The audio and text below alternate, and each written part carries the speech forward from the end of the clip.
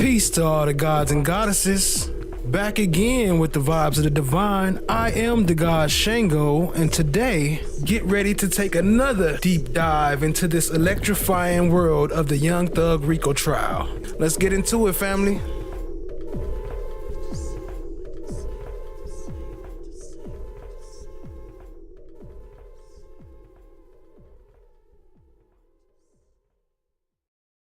Okay, all right. Looking for this. Okay. So they are introducing as part of what they, as if I understand it, given the factors, is that what they did and the reason for the delay. Is that what you're doing, Ms. Love? Yes. So I mean, so that's why they're introducing it for that limited purpose. So. With all due respect, Your Honor, he can testify to what he did. He just did, but in terms of if the case goes up on appeal, then of course the appellate court will have an opportunity to take a look at it. It says the exact same thing. But yeah, and my understanding of those cases, and it used to be, especially before our new evidence code, that every time there was a hearsay objection when there was an officer on the stand was, oh, it's to explain his conduct, and that's hardly ever relevant. This is A, not just an investigating officer, but B, if Ms. Love, I know you had said some things up at the bench that I think are relevant in responding to this issue of whether, I don't know if it's so much his conduct, but, I'm sorry? The practice that he goes about in deciding to sometimes not, I guess, bring an indictment against somebody that had been arrested. Yes, the decision, the way that he does his job. I mean, yes. I just want the court to appreciate this thing.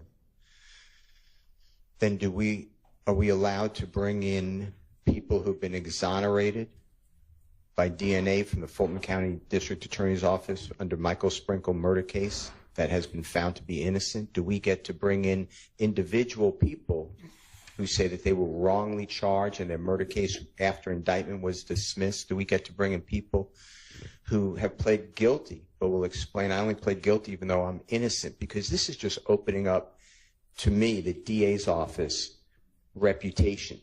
I could put my reputation in this courtroom as well. I could have a lot of people come in and say, I believe beautiful things, but we don't do that. And that's which is why, as you know, up at the bench, I instructed Ms. Love to focus and tailor her questioning so that it focuses on what he did in this case. Okay. I thought we were still talking about general. Okay. And I agree with you. Whatever he did in this case may or may not be relevant, but right now he's talking about, I don't indict everybody that's brought to me. Sometimes law enforcement doesn't do a good job, so I have to pick up the pieces. I don't see why that would do anything. I don't know why Ms. Love asked that question anyway, but I mean, it's Ms. Love's case. Well, it's the state's case being led by Ms. Love. But one thing that I think it is, this is not the typical case in that the defense actually in this case has a couple of people, I think, who were once indicted for the murder of Mr. Thomas who no longer are, and we have this other set of people now indicted. And there has been very much suggestion through defense questioning of witnesses thus far, and I don't know, I suspect will be in opening and in closing as well, which is entirely appropriate as a defense counsel to do, but to poke holes in the state's case by saying, these people, law enforcement thought it was them, XYZ, and all of a sudden, it's not. So y'all actually have somebody you're pointing to and saying, this is who ought to be being prosecuted, but they're not. And it's because of, I don't know, whatever reasons y'all come up with to argue. But that, I think, takes it out of the general, well, conduct's never relevant, because neither side should be hamstrung in not being able to counter what the one side is saying about the case. So.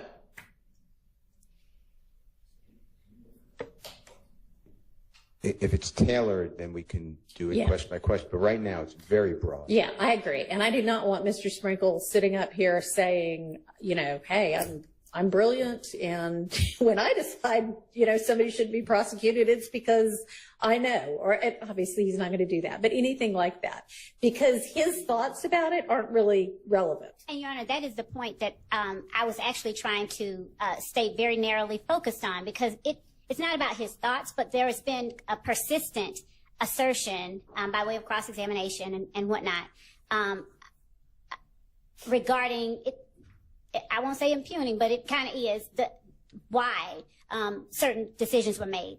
There have been questions posed that have been stricken that have amounted to they were just after this person, or you ignored this person. And even when we have witnesses that have testified and backed up and been given immunity and said certain things.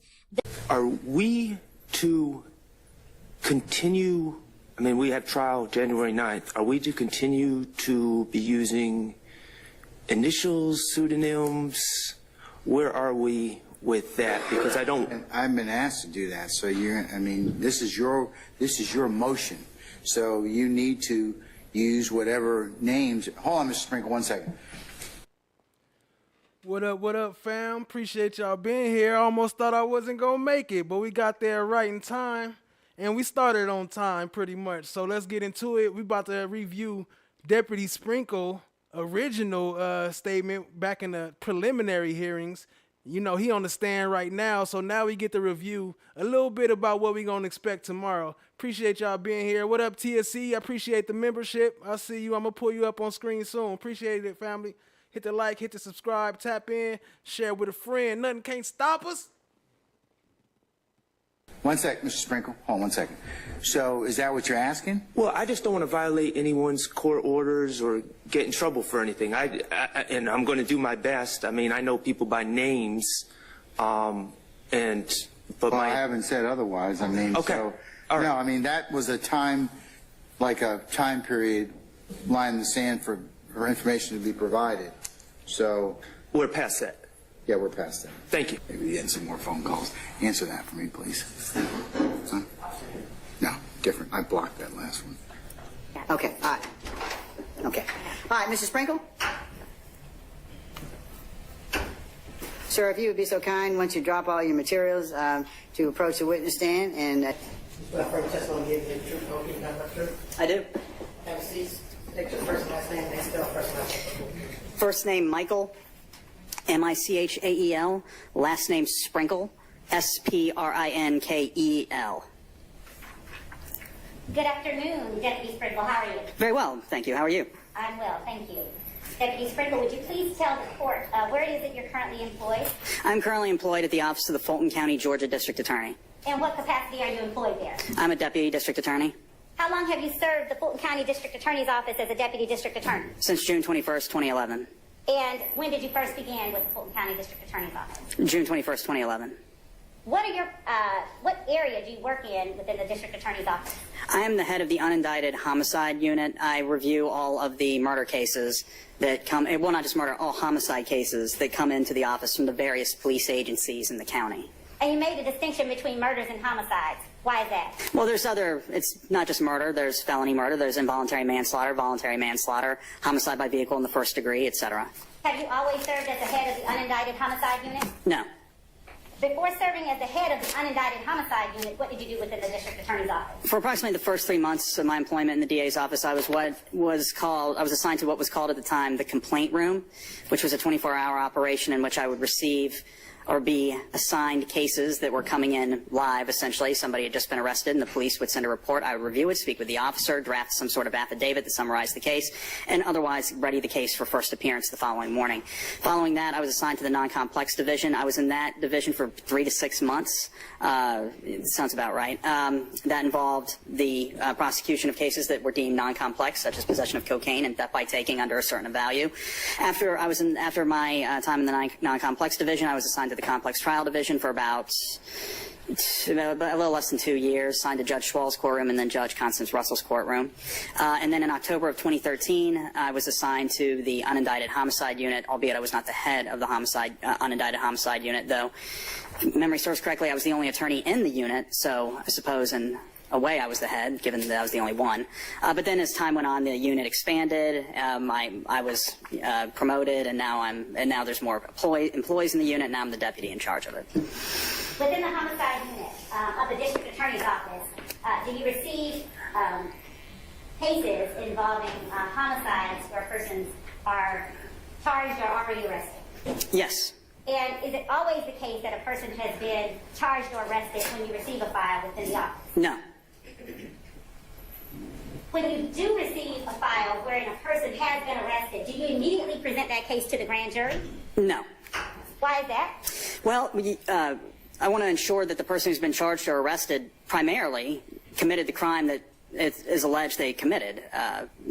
So in order to do that, I inspect the case file, which primarily, if not, well, I don't want to say exclusively, because there are some things that I find on my own, but when I'm preliminarily looking at a case file, I look at what the police have sent me, their reports, their interviews, cell phone records, the extractions of cell phones, when the police actually copy the data out of somebody's cell phone.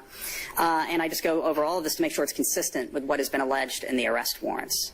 And do you always have all of the information within the case file given to you by law enforcement that you feel you need in order to fully complete the investigation on a homicide?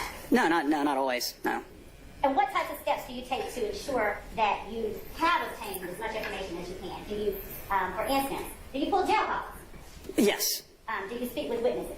I do, on occasion, yes. Do you go to scenes? Objection, Your Honor, meeting. Your Honor. Is it preliminary matter? Is it preliminary matters? I'll allow it. Over your objection. Thank you, Your Honor. Do you go to scenes? Yes. Do you seek search warrants? Yes. And do you present evidence to other entities for further testing? Yes. And does that always take limited? Tell me about it. Ruin your Sunday night, boy. This was about to, you know how hot I was about to be? I was about to be over here steaming. But luckily this ether cord finally came through. I had to download some stuff and get it working, but we got it. Appreciate you, family. See you at FFS. I see you, Miss 2T's, Daniel Hauser, Steph JK, Melissa, Tia C. Appreciate y'all all, family. Tall Glass, I think I seen you up in there. Appreciate you. Lacey Ann, let's go, family. Amounts of time, or is that sometimes more protracted? Well, it depends on the case and the volume of deficiencies that I have identified in the initial investigation. Bringing you to... Oh, can't forget about Julie Horn. I see her pulling up. What up, Julie? Yep, there go Tall Glass. You up in here. I see you, family. What up, what up? The case involving the murder of Donovan Thomas. Do you recall when you received that case file within the district attorney's office? Would have been late, probably December 2015, January of 2016, somewhere around there. It's actually probably going to be January of 2016, to be more exact. And without going into specifics about what that was, at the time that you received that case file, was it complete to your satisfaction as an assistant district attorney? Well, it depends on how you define the word complete. Was it complete insofar as the Atlanta Police Department was concerned? I don't know. I know that they handed me everything that I asked for. If there were some other documents that Detective Thorpe still had in his file they just didn't give to me, I have no way of knowing that. As far as I know, what the Atlanta Police Department gave me was the complete case file. And did you review that complete case file that you received from the Atlanta Police Department? I did. Upon reviewing that case file, were you satisfied that the case was sufficient to present to the grand jury as you received it at that time? No. Did you take additional steps to investigate the case? Yes. Now, at the time, a person had been arrested on the murder, is that correct? Yeah, at least one person had been arrested on the murder. And that person was the defendant Shannon Stillwell? Yes. Jackson? Yes. From what you were able to gather from the file that Detective Thorpe gave you and from your subsequent investigation of the case that you did, was Mr. Stillwell the only person of interest in that case? Was he the only alleged participant in the homicide? Well, no, there were 3 other. If we're talking about the people that had been charged by the police, there were 4. Okay, go ahead. There was Antonio Sledge, Demikian Garlington, Kenneth Copeland, and Shannon Jackson, a.k.a. Shannon Stillwell. Those were the 4 people that the police charged for the murder of Donovan Thomas in late 2015. And were you able to determine, based on your review of the file given to you by Detective Thorpe, what primarily those arrests were based on? They were primarily based on the statement of a young man named Spencer Wright. All right. And when you received the file from Detective Thorpe, did you endeavor to speak with Spencer Wright yourself? I did. Why is that? Well, so Spencer Wright, according to his statement, he witnessed the homicide, the drive-by shooting, as he stood at a bus stop on McDaniel Street across the street from the barber shop, the parking lot of which Mr. Donovan Thomas stood when he suffered his fatal gunshot wounds. There was a surveillance camera mounted on that barber shop, and the bus stop where Mr. Wright said he stood was in the viewing area of that surveillance camera. And when I looked at the footage, I didn't see anyone standing at the bus stop. I saw a cat at one point milling about the bench at the bus stop, and I only bring that up to indicate that the clarity was sufficient to tell if there was a human being standing there. There was no human being standing there. So what I wanted to do was speak with Mr. Wright and show him. I believe I printed off some still images. I don't think I brought in a computer or something to show him the actual footage. So I wanted to speak with Mr. Wright and make sure. First thing I did is I wanted to speak with him and make sure that I was clear as to where he was standing. So I actually, before I confronted him with the fact I didn't see him on the video, I had some printouts from Google Earth, and I asked him to point to the specific bus stop where he said he was standing. And when he did, he pointed to the bus stop that was depicted on the surveillance footage, at which point I said, but there's nobody standing at that bus stop. And he didn't really have an explanation for me. Did you receive that surveillance footage from the Atlanta Police Department? Yeah, yes. Did you, as you stated, you pulled Google Earth images. Was that something that you had received from the Atlanta Police Department, or is that something that you did to further your investigation? That was something I did to aid in my interview with Mr. Wright. I just pulled up Google Earth and took screenshots of the bus stop and the general area where the homicide occurred so he could point to them and indicate where he stood, where he claimed to have been standing, I should say. And why did it concern you that he was not shown in the surveillance footage that you presented to him, yet he claimed to have witnessed the homicide? Well, he claimed that the bus stop was his vantage point from which he witnessed the 4 defendants that I mentioned earlier occupying a vehicle and commit the drive-by shooting. If he wasn't standing at the bus stop, that would suggest he didn't witness it at all. Was there anything else that you were able to uncover during your ensuing investigation of this case that enlightened you more as to whether or not Mr. Wright was presenting to you information that was factually accurate? Yes, so after my interview with him, I requested from the Atlanta City Jail, because that's where he was when I interviewed him. I interviewed him inside the Atlanta City Jail. He was an inmate there. From somebody that worked at the Atlanta City Jail, whose name I don't recall. But I asked him to send me Mr. Wright's recorded jail calls, because it's like the Fulton County Jail, at least at that time, the phone calls placed by inmates from the Atlanta City Jail were recorded. So when I obtained Mr. Wright's jail calls, I found one that was he placed shortly after his arrest to a gentleman. And during this call, and this is, by the way, not verbatim, okay? I'm not quoting him exactly, but he told his friend about his recent arrest, which I believe was on a probation violation, and he said that everything would be okay because he was helping the police solve a murder. And his friend asked, well, what murder was that? He said Nuts murder, and that Nut would be the moniker for Donovan Thomas. And his friend scoffed at him and said, but you didn't witness that. And Mr. Wright responded, he basically shushed him, reminding him that they were on a recorded jail line, but and the implication there was that he didn't witness it. He would prefer that his friend not, utter such a thing on a recorded jail phone. And then he said, but it's something to the effect of, it doesn't matter, we all know what happened anyway. And it's also worth mentioning that during my interview with Mr. Wright, very soon into the interview, something that caught my attention was, he said, you see, I've been on Instagram, or said, again, not verbatim, but he mentioned that he had been on Instagram and putting the pieces together from there, which put up a red flag, made me think that perhaps he was just compiling a statement through rumors that he saw on the internet. So after I heard that jail call, I asked investigator David White. I knew who he was talking to. I can't recall his name off the top of my head, but the gentleman that he was talking to, and the same gentleman that said, but you didn't witness that, etc. So my investigator reached out to him and asked him, well, how did you know that Mr. Wright didn't witness the murder of Donovan Thomas? And he said, well, that murder was a really big deal in the city, and I'm pretty close with Mr. Wright, and he never mentioned to me that he had witnessed it, and it's the kind of thing that he would have mentioned had he witnessed it. So at that point, I was satisfied that Mr. Wright didn't really witness the murder at all, and he just made it up. Why didn't you just go ahead and present the information to the grand jury as had been presented to you by the Atlanta Police Department? People had been arrested. Is it an imperative that you immediately get the case indicted? Objection. Who's made the objection? Self-serving. I sustain as to form. You can rephrase it. You can rephrase it. Yes, Your Honor. Mr. Sprinkle, is there any reason in particular why you did not go ahead and present the indictment to the grand jury with the names and the information that had been given to you from the police department?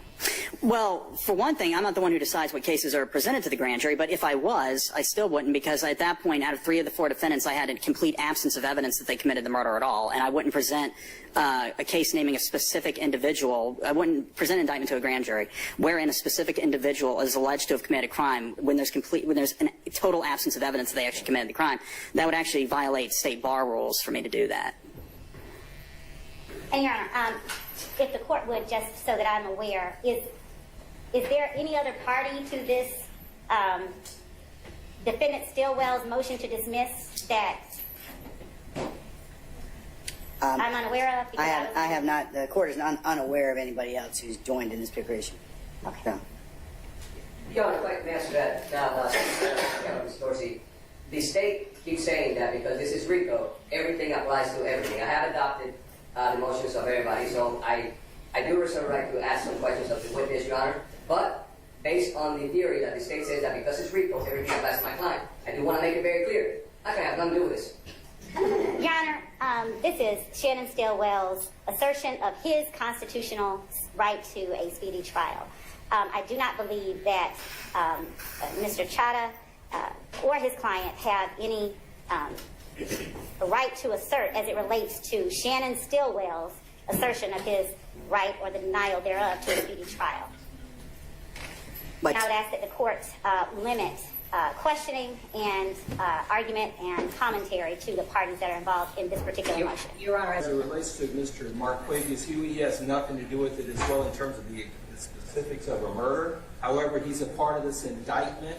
Yeah, Ms. Love, the issue you're going to have is that since it's a RICO case and anything can be attributed to any other defendant, that's why that they have a right of confrontation as to this. Now, so the specific relief is only available to Mr. Stillwell, but counsel are entitled to ask other questions as they see fit. Yes, Your Honor. Thank you, Your Honor. All right. Your Honor, if I may, just to be clear, on Mr. Williams' behalf, we do claim an interest in the outcome and the argument of this motion. We understand it's Mr. Stillwell's motion, but again, as the court has indicated, because this is a RICO indictment, Mr. Williams is charged in it, he has an interest and an ability to pose objections if necessary.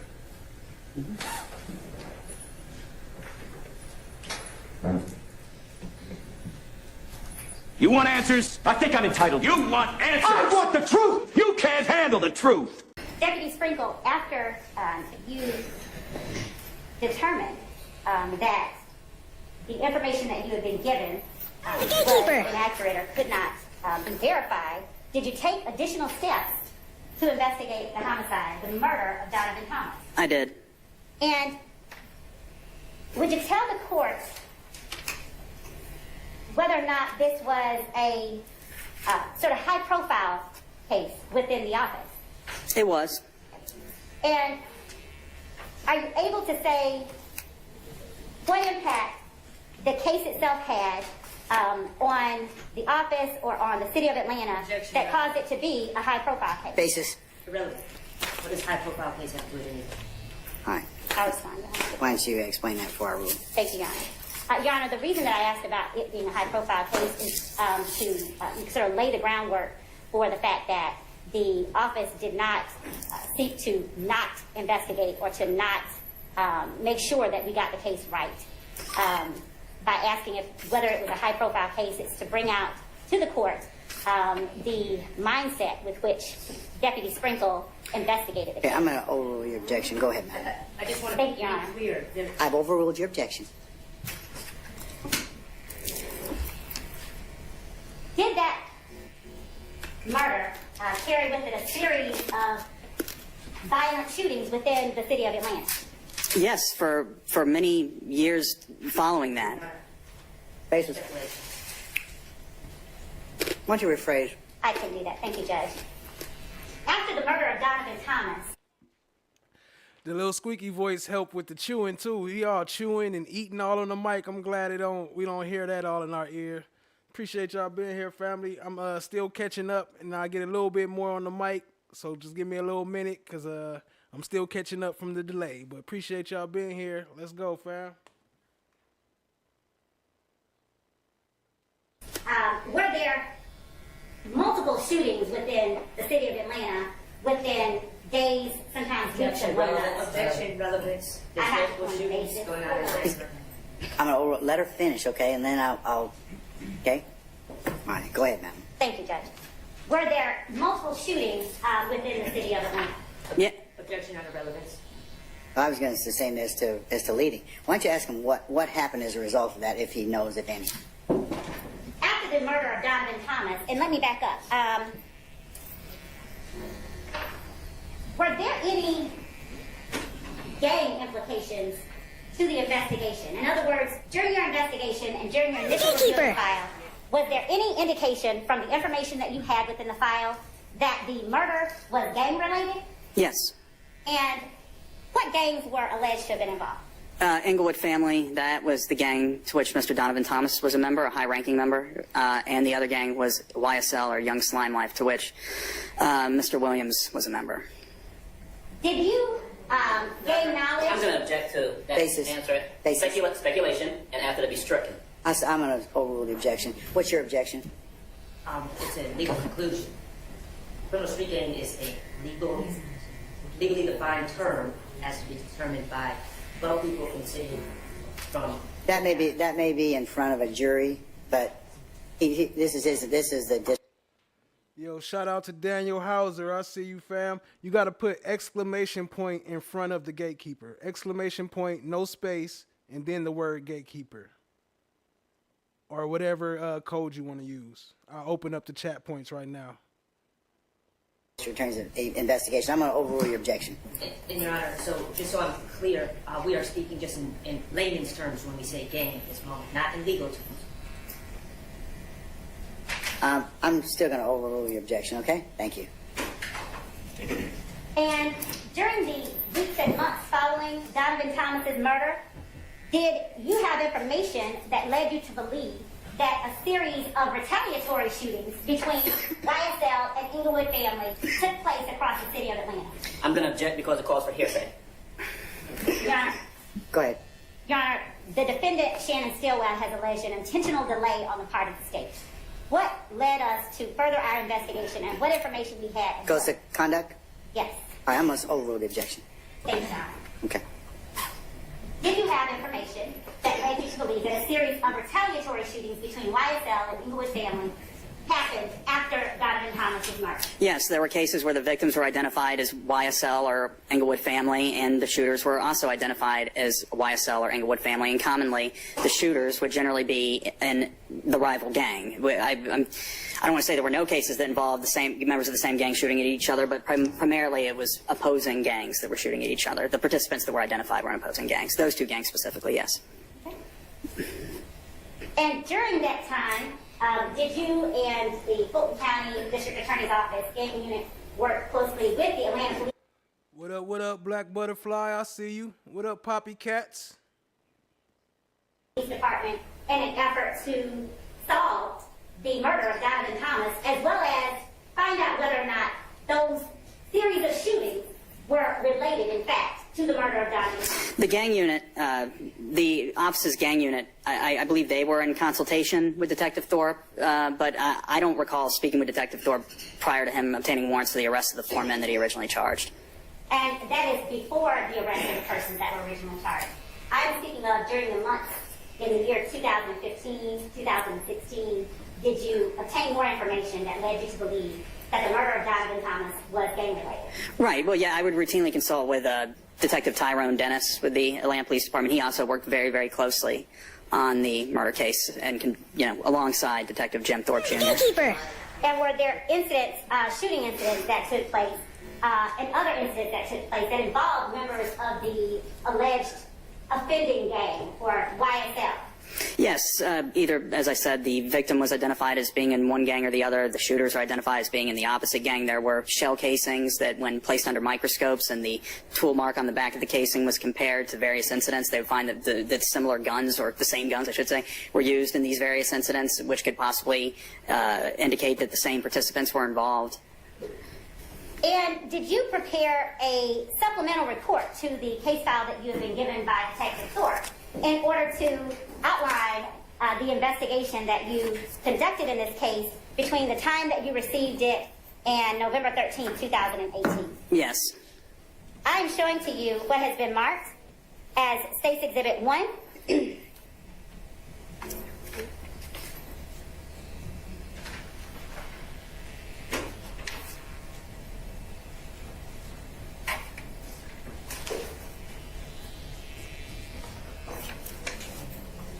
Yeah, Ms. Love, we're going to just use the next exhibit in order. So what's that, Ms. Rosenwasser? 11. Would the court like for me to then label it State's Exhibit? State's 11, yes, ma'am, if you wouldn't mind, please. I sure will.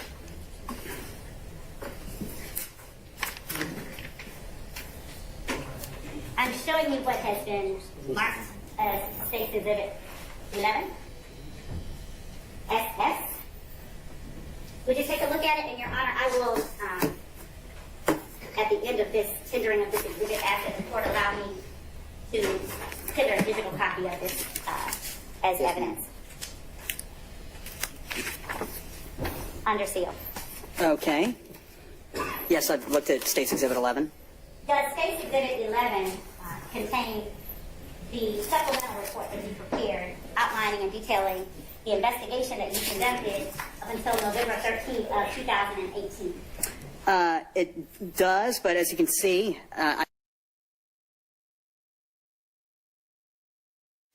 contain the supplemental report that you prepared outlining and detailing the investigation that you conducted up until November 13th of 2018. It does, but as you can see, I brought a copy of my report to the stand with me anyway, and it looks like there may be a page missing from this one, because my report has a page that only has about 2 sentences on it, but so this may be a page short, basically. And Your Honor, just Sudi Chad, we have a story. Would you please be provided a copy of the report that he has? Oh, never mind. There it is. Yeah. So I see a couple of people new asking about the chat points. The points are points you get for chatting in the comments. It's not about how much you chat. It's just about chatting at least once every 5 to 10 minutes. And then your points will keep adding up. You could use the points to alter the stream. You could bring up puppets and different stuff like that. Some of different puppets. So, yeah, appreciate y'all being here, family. We're going to get into it. If it was, or? After he just testified on missing some sentences, so we just appreciate to get a copy of whatever he's actually looking at. He would be entitled to, he would be required to update that particular as part of continuing discovery. So to the extent, Ms. Love, you have not done that, go ahead and do so, okay? Thank you, Your Honor. All right, okay. Deputy Sprinkle, would you please clarify for the court whether or not the page you were referencing is contained within State's Exhibit 11? It is. You just turn the page over. It turns out I guess it was facing the wrong way. So, no, that's my full report. Thank you. Your Honor, tender State's Exhibit 11, and with the court's permission, I would like to enter into evidence digitally under seal. Okay, so granted. Your Honor, I object. And Your Honor, Basis? Is this part of the order that I entered before? No, it's not. Why do you want to enter it under seal, madam? only because it contains information, personal information about witnesses. The defense has been provided this report on August the 8th, I believe, 2022, in its entirety.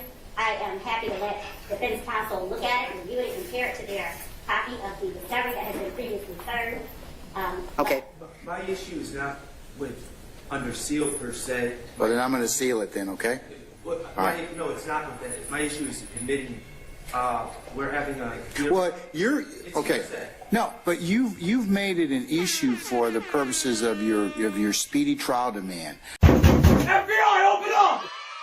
So they're introducing as part of what they, as if I understand it, given the factors, is that what they did and the reason for the delay. Is that what you're doing, Ms. Love? Yes. So I mean, so that's why they're introducing it for that limited purpose. So With all due respect, Your Honor, he can testify to what he did. He just did, but in terms of if the case goes up on appeal, then of course the appellate court will have an opportunity to take a look at it. He just did, but in terms of if the case goes up on appeal, then of course the appellate court will have an opportunity to take a look at it. For the record, I would just like to say that there's a lot more in that. You see, he'd be quick to push him on that appellate court. He already know that he doing some violations. Otherwise, why would you keep on saying the appellate court could take it up? Court than what he's testified to through live testimony. And we are objecting to conducting this hearing through proffer, which is essentially what we're doing. Well, you got live testimony because you haven't even examined Mr. Sprinkle yet. So you certainly will be able to do that. But I'm going to admit it and seal it over your objection states 11, okay? And you'll be able to get with Ms. Love and her colleagues and take a look at it, the original, the discovery that you were provided back in August in relation to this particular document, and the state will need to, of course, disclose or let you give you that particular evidence, anything discovery they haven't done so far, okay? And we will be able to cross-examine Mr. Sprinkle on all of the contents of that document that's being admitted as evidence. But I want to make sure we're able to do it. If they're introducing in evidence, yeah, you get to cross them about anything you want in terms of that particular document. Thank you, Your Honor. Deputy Sprinkle, did your investigation into the murder of Donovan Thomas cease entirely as of November 13, 2018? No, it didn't. Would you just briefly encapsulate some of the additional investigations that you participated in or conducted between 2018 and May 2021? Okay, so in 2019, there were at least 2 gang-related murders that involved the YSL Street Gang and the Englewood Family Street Gang. One was a February 23rd, 2019 murder involving a victim named Jamari Holmes and some YSL gang members named Damone Blaylock and Rodalius Ryan. I did a lot of work on that case. But for purposes of this hearing, I did a search warrant to Instagram for, I believe it was 4 or 5 accounts belonging to YSL gang members. Now, the reason why is that search warrant was for the accounts of the people that were participants in the February 23rd, 2019 murder of Jamari Holmes, of course. But with any search warrant that I did for concerning either one of those gangs, the murder of Donovan Thomas was always really just on the front of my mind, because that... Why? It was the murder of Donovan Thomas that was essentially the primary genesis of the dispute between these 2 gangs that had claimed the lives of so many people and wounded countless others. So I always, when investigating any case... Madam? Your Honor, Deputy Sprinkle is talking about the investigation that he continued to conduct into the murder of Donovan Thomas and why it is that he did what he did during that investigation. If, again, the state's intent is at issue, Mr. Sprinkle's steps taken during the investigation are reflective of the state's intent. Okay. I'll overrule your objection, sir. May I respond to that?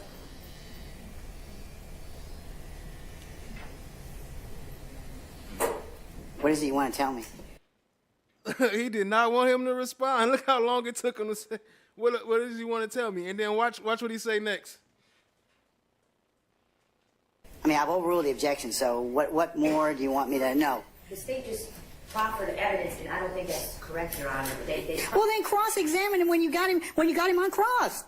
I understand. So you're a little you're a little early, okay? When you got him on cross, you can ask him these questions that you're not allowing him to answer right now. But it's relevant for the purposes of delay and the reason for delay. So can we move on from that? Okay. In May of 2021, was the case involving the murder of Donovan Thomas turned over to a specific team in the district attorney's office as part of a broader investigation? It was. All right, and who was it turned over to? Don Geary was the primary attorney on the case. And is that case, or did that case form the basis for the indictment that the defendant sits on today, charged with both the murder of Donovan Thomas and the murder of Shamel Drake. Yes, yes, it is, because I at that point was consulting with my coworkers and recommending that we pursue an indictment on the murder case, at which point the others determined that a team should be assembled because this case encompassed a lot more than just the murder of Donovan Thomas. So at that point, my case file was handed, but that was the first step, was my investigation into the murder of Donovan Thomas, and then I wasn't working very closely with them. I would of course answer their questions, of which they had many when they had them, but I wasn't in a room working with them on a daily basis. But from what I understood and what would eventually see when the indictment came out was they were working on this vast RICO case. And are you aware of a wiretap being used to gain information in furtherance of the investigation of this RICO case that you referenced just now? Yeah, I drafted all the documents associated with it and performed the minimization procedures and reviewed periodically would spot review the work of the monitors. And was that in April 2022? I believe so. Yeah, I believe so. April 2022. I think towards the end of that month, yes. And did the investigation that took place between the time that you were given the file by Detective Thorpe and the time that this case was initially presented to the grand jury form the basis for the indictment 22 SC 183572? Yes. Thank you. Just one moment, Your Honor. Yes, ma'am.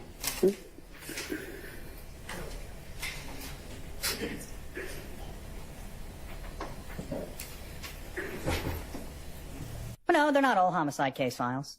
Now, what other kind of case files then would you have been reviewing? In my current role? Yes. Well, every now and then I'll be assigned some sort of special case or investigation. Off the top of my head, do you want me to get into specifics? No, I just want you to tell the jury generally what other types. I think at one point in the past I was specially assigned to a case involving the illegal dumping of tires in abandoned lots across Fulton County. There was a terroristic threats case that I dealt with at one point, just cases like that. All right. Now, when you get a file from a law enforcement agency in Fulton County, is the file always complete to the point that you're satisfied with presenting it to a grand jury? No, not always. Oftentimes, maybe not more often than not. Yo, shout out to Steph JK for that recent membership, and shout out to Watch the Rise for being a member for a month and coming back. We appreciate you, family. Let's keep it going. Blaze one for you. But so maybe sometimes is a better word. On reviewing the case files, I find that there are deficiencies in the investigation. All right.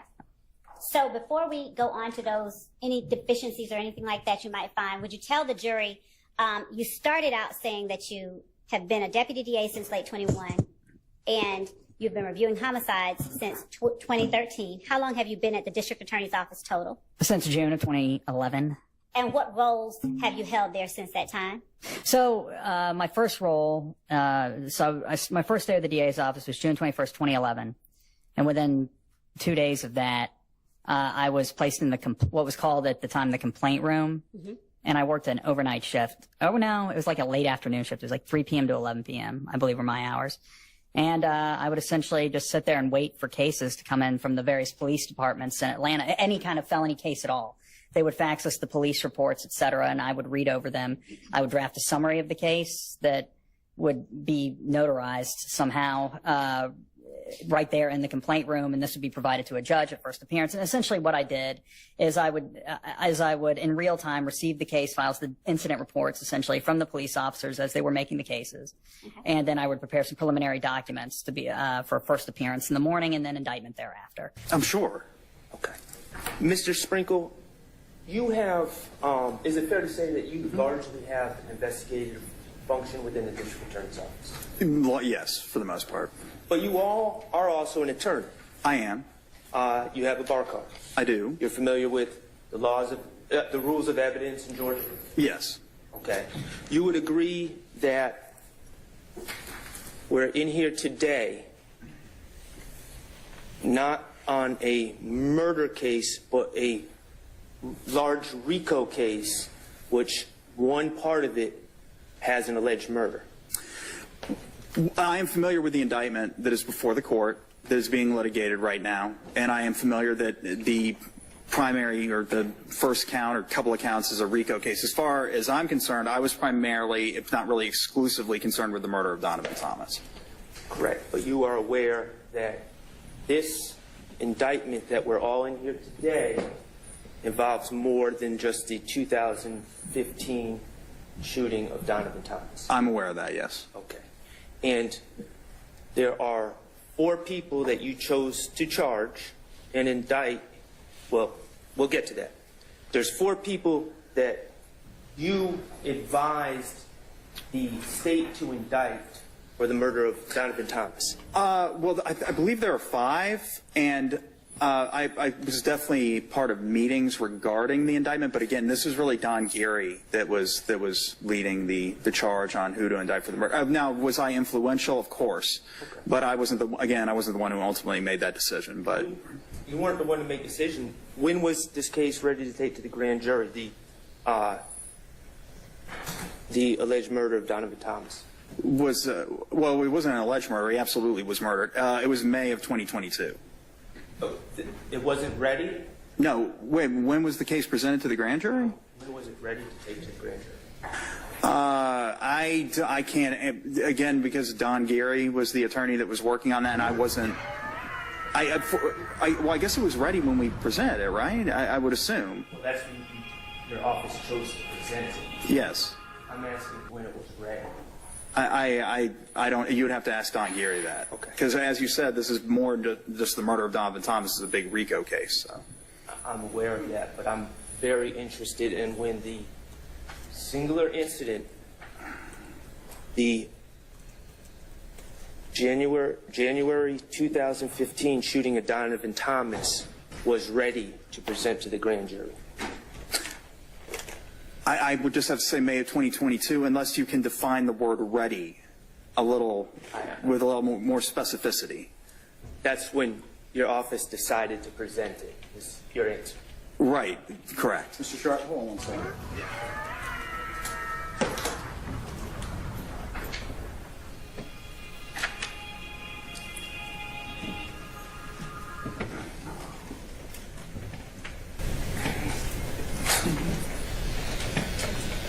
You received credit for each of those days. That's true. Then you filed defense for what you got 10 do 3. Went off to prison, came back, found it out next day.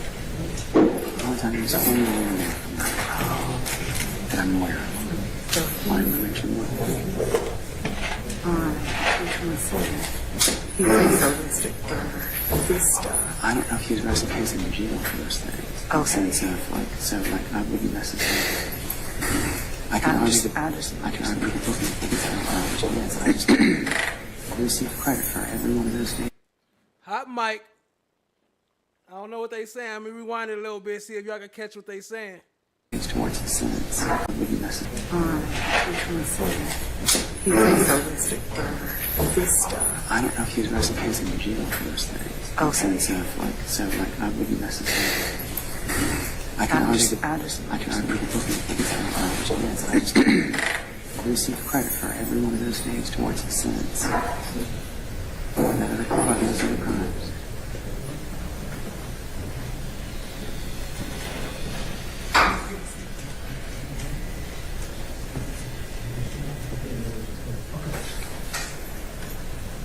Sorry, it's right here.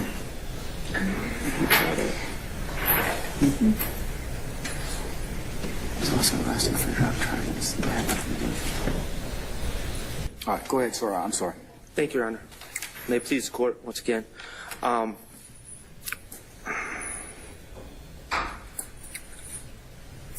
You're aware of the rules of evidence in Georgia?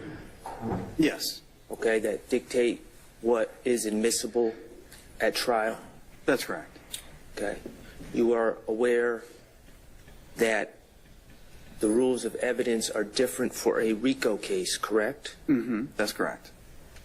You're aware that typically in a criminal case, quote-unquote, bad character evidence is not admissible against a defendant?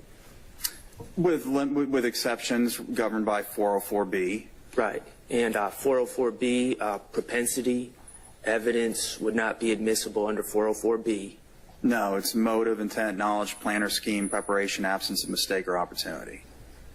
You're aware of the fact that my client, Mr. Stillwell, because this is a RICO case, is being tried for 2 murders at the same time, correct? I am familiar with the second murder from earlier this year, yes.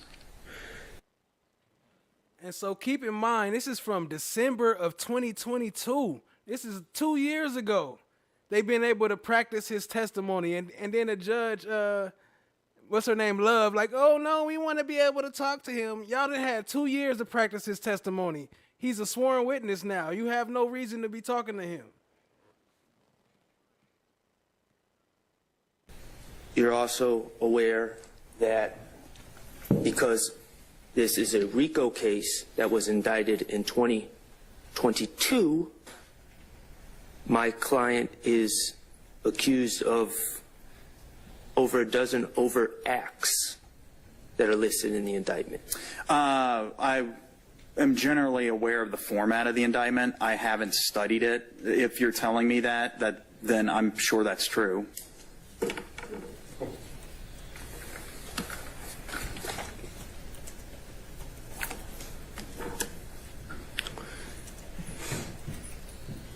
You would agree that oftentimes, if people are simultaneously accused of 2 separate crimes, they receive different trials for different crimes, correct? Different allegations.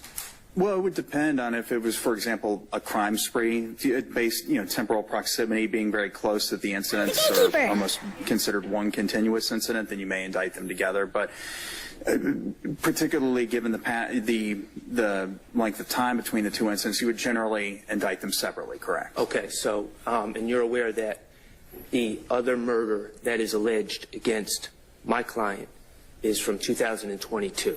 Correct. You would agree that that would not have temporal proximity, correct? No, I would. No, if these were just 2 completely independent murders, I would not put the 2015 murder on the same indictment as the 2022 murder. They'd be 2 different murders under normal circumstances. As a lawyer, can you see where that would be prejudicial against my client? Well, yes, I suppose if you were to have 2 murders on the indictment, then the jury would be told initially that there was a finding of probable cause on not 1, but 2 different murders. And so I can understand that. What about evidence being presented and discussed about the actions of other individuals for things that occurred years after 2015? Would those typically come in for a murder that happened in 2015? Well, it would depend. If it was a gang-related murder, maybe. Because, when there's a gang charge that's placed on somebody, then there's a lot more evidence that can come in related to the street gang. What about if your office decided to indict this 2015 incident in a timely manner and didn't wait till 2022? Would this case have already been tried? Objection as to speculative and argumentative. I sustain the objection. Are you, through your investigation, did you come across a gentleman by the name of Termon Stillwell? I did. Yeah, Detective Thorpe and I spoke with him, I believe, in early 2016. Okay, and Termon Stillwell, who found Termon Stillwell? I believe it was Detective Thorpe. It wasn't me, so it must have been Detective Thorpe, and I don't recall how he learned about Termon Stillwell. Ever ask Detective Thorpe about the circumstances on how he found Termon Stillwell? Objection, Your Honor, as to the relevance. Yeah, that's irrelevant, sir. I mean, this is the investigation we've been talking about. Mr. Sprinkle, This is the investigation we've been talking about that we admitted this report as part of, and I'm asking about the investigation. I'm cross-examining the investigation. Oh, the objection. Go ahead, Mr. Sprinkle. Thank you, Your Honor. Go ahead and answer that. So if I remember correctly, he was in the Fulton County Jail. Well, we interviewed him at APD, but he was brought over from the Fulton County Jail.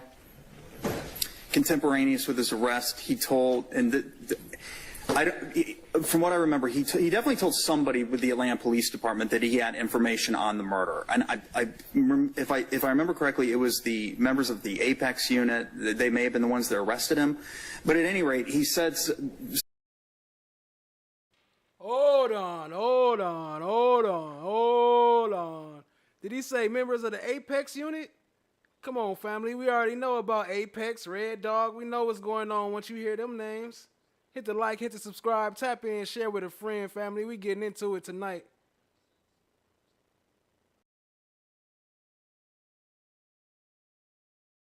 Something to some police officer that he knew something about the murder. That got back to Detective Thorpe, so Detective Thorpe told me about it, and then Detective Thorpe transported him from the Fulton County Jail to APD where we interviewed him. Did you ever talk to the member of the Apex unit to confirm that they were the ones that had first contact with Tremont Stillwell?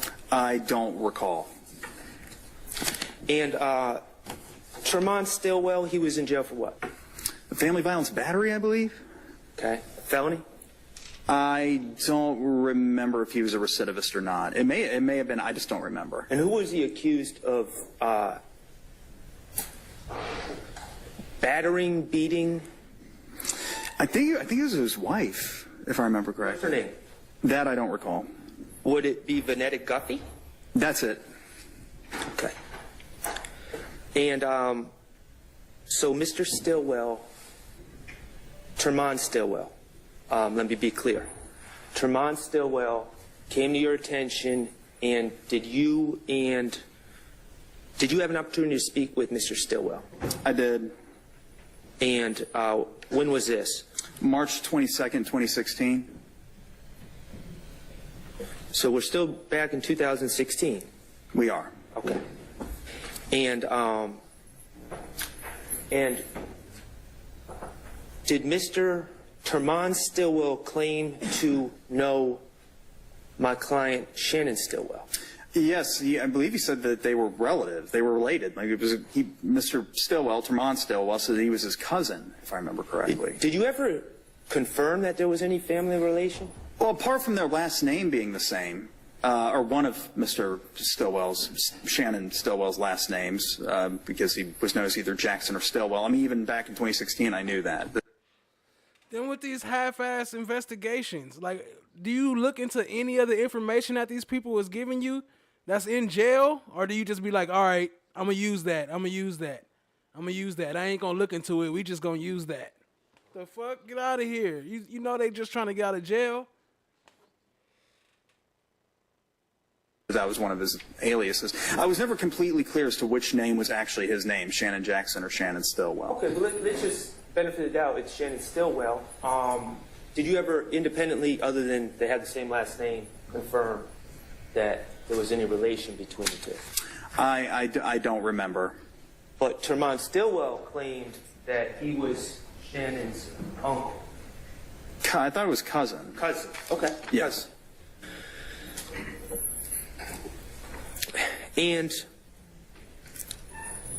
Tremont Stillwell was in jail at the time that he met with you guys, correct? I know that you brought him over to APD headquarters, but he had pending charges. That's correct. Okay. And he gave you some information he claimed could be used against Shannon Stillwell. That is correct. Okay. And he claimed that back in 2015, Shannon Stillwell ran up to him while he was walking with his wife in the park. That is correct. Did he indicate which park?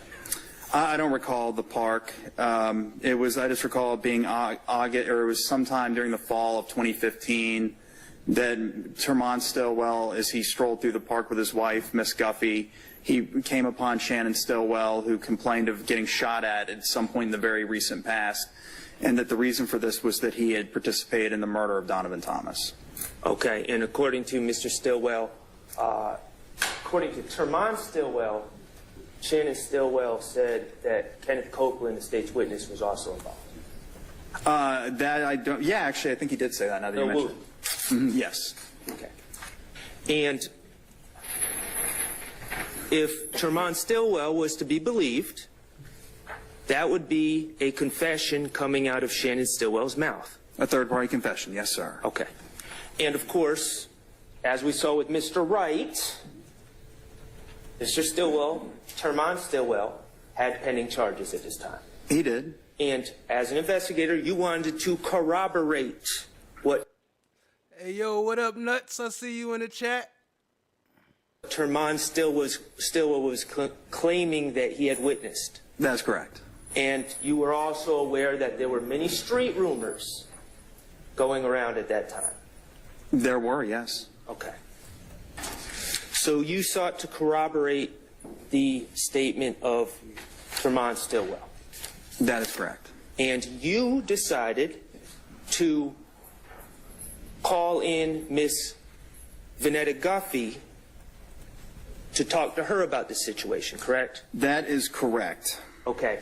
And speaking of Vanetta Guffey was important because she was the person that Termon Stillwell claimed was his wife. That's correct. And that Termon Stillwell was claimed was present when Shannon Stillwell supposedly made this statement, correct? That is correct. Okay. And you were able to speak with Miss Vanetta Guffey, correct?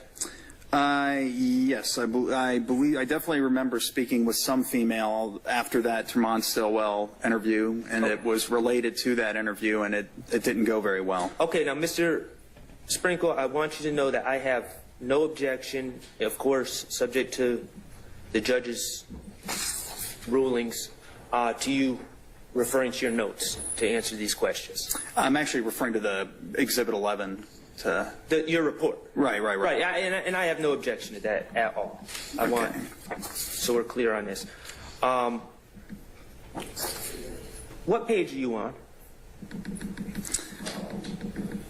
Oh, well, the pages aren't numbered, but I'm on the page that starts with on May 11, 2016. Oh, well, it just so happens I'm on the right page.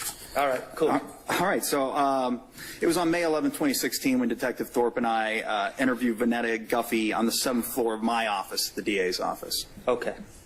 And you said it was you and who that interviewed her? Detective Thorpe, Jim Thorpe Jr. with the Atlanta Police Department. And how did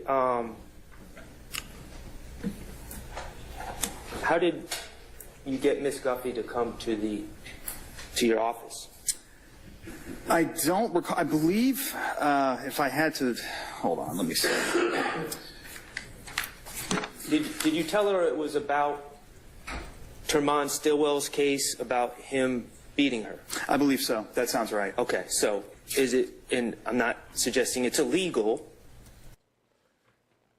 Just realized I had my emotes off. Oh, never mind. I was just about to say test it, but there you go right there. It's working. All right.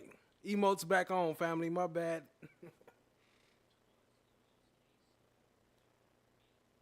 For you to do this, but you misled her about why you wanted to speak.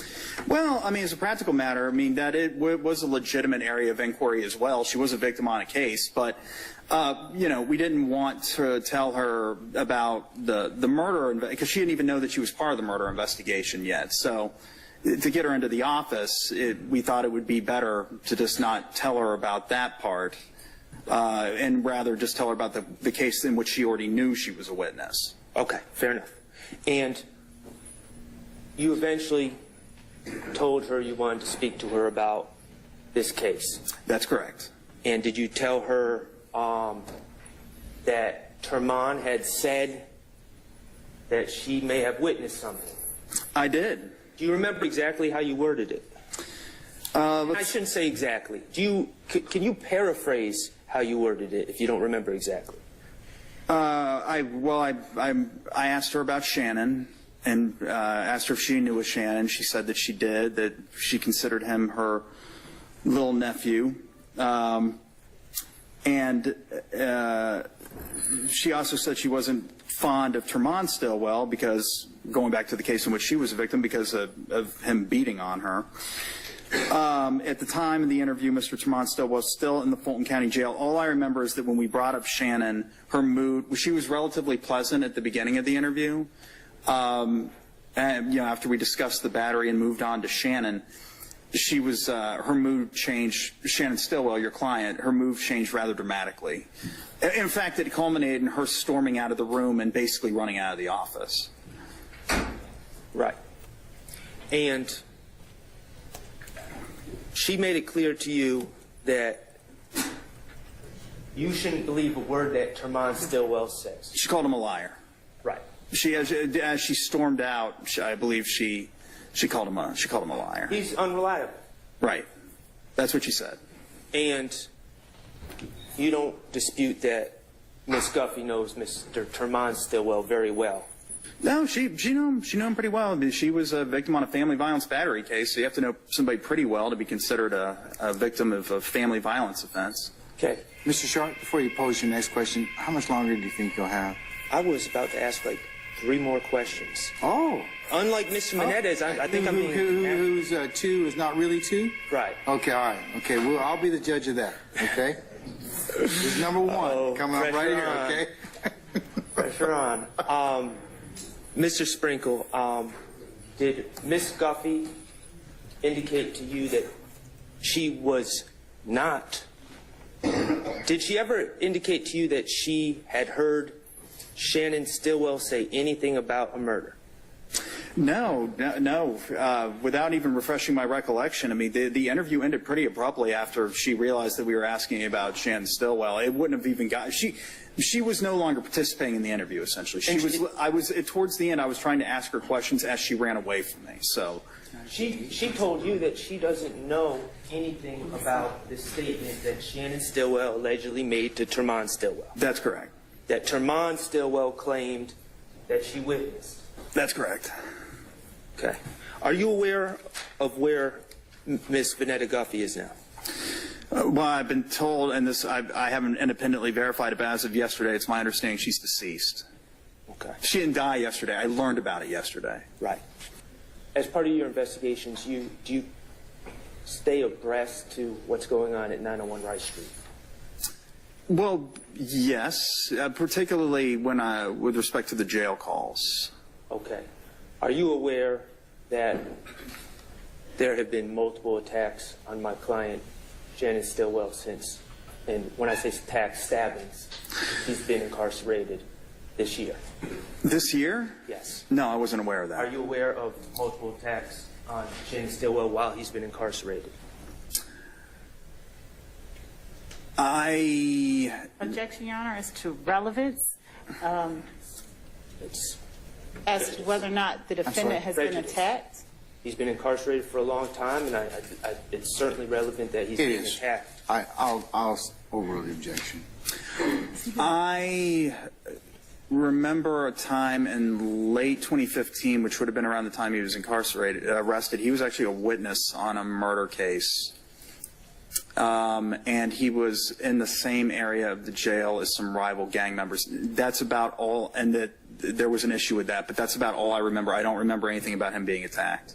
Are you aware that he's on 23-hour lockdown for his own safety at this time? No, I didn't know about that. I don't have anything else, Your Honor. Thank you. Thank you, Mr. Sprinkle. Thank you. And Your Honor, should anybody else ask questions? Will we have to redirect? Judge. For real? let me let her finish, and then I'll let you all cross as you see fit. Let her redirect, okay? Thank you. All right, no problem. All right. Thank you, Your Honor. Go ahead, ma'am. Deputy Sprinkle, on cross-examination, you were asked,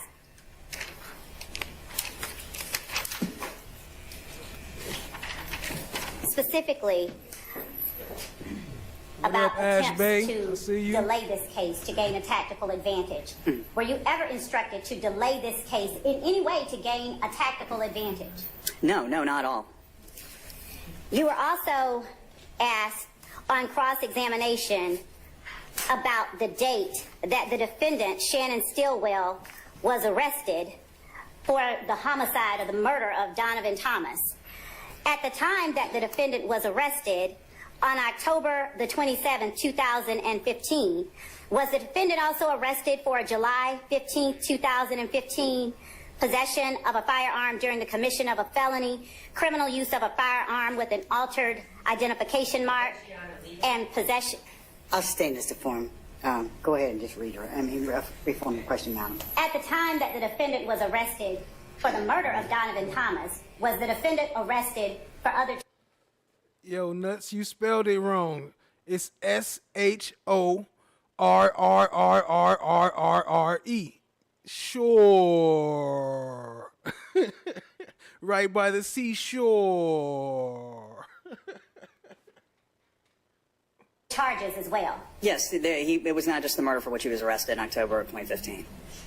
And while in jail on those other charges, did the defendant enter a plea on those other charges? Well, I don't know exactly what happened. I know that he was convicted of those other charges and sent to the Georgia Department of Corrections. I believe he entered a plea. Fair enough. And so during the time that the defendant was initially in jail for the murder of Donovan Thomas, he was convicted, is that what you're saying, of charges unrelated to Donovan Thomas? That's what I'm saying, yes. And was he then sent to the Georgia Department of Corrections or prison as a result of that conviction? Yes, approximately, this is not the exact, 250-something days after his incarceration on October 27, 2015, he was sent to the Georgia Department of Corrections. And was the defendant given credit on his sentence for those unrelated charges to the Donovan Thomas murder for those 200 and some odd days that he spent in the Fulton County Jail? Are you asking, did he get credit for time served? Yes. I mean, I can presume, but without the actual sentence, I can't say for sure. Okay. Just one moment, Your Honor. Deputy Sprinkle, after the defendant's prison sentence, Fulton County Jail on or about October the 23rd of 2018. He was, and then he bonded out the next day. And was that one... Nah, Ash Bay, haven't heard it yet. What they talking about? Full day that the defendant spent in jail from October 24th, from October the 23rd, 2018 to October the 24th of 2018. The one day that the defendant spent in jail for no reason other than the murder of Donovan Thomas. Yes, that sounds correct. And I mean, I don't know if it was 24 hours or if it was 8 hours or 3 hours. It was within a day he was released.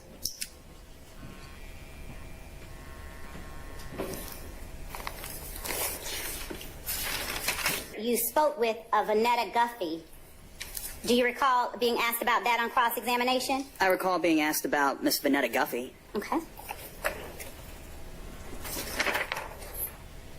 During your conversation with Vanetta Guffey, you were asked on cross-examination whether she explained, whether you all told her, rather, that you wanted to speak with her regarding a domestic violence incident. Do you recall that? That's right. She was the listed victim on a domestic violence, family violence battery case with, I believe it was her husband, Tremont Stillwell. And during the conversation that you all had with Miss Guffey, in the time that you sat down with her, did Detective Thorpe ask her if she is familiar with the defendant? Either he did or I did, yes. And did she acknowledge that she was familiar with him? Yes, she said that he was, I believe I'm quoting directly or exactly, like her little nephew. And did Detective Thorpe pull out a photographic lineup containing an image of the defendant and begin to read a lineup admonition? She did, or he did, yes he did. What did Miss Guffey respond, or how did she respond near the end of that recitation of the lineup admonition? Well, I mean, I can quote her. She said, but what is this in regard to with Shannon? Before we can start anything, if this isn't dealing with my ex-husband, I don't even want to be here, because I don't deal with Shannon like that. Okay. So she cut him off. And did Detective Thorpe tell Ms. Guffey that Tremont Stillwell had said she was present when...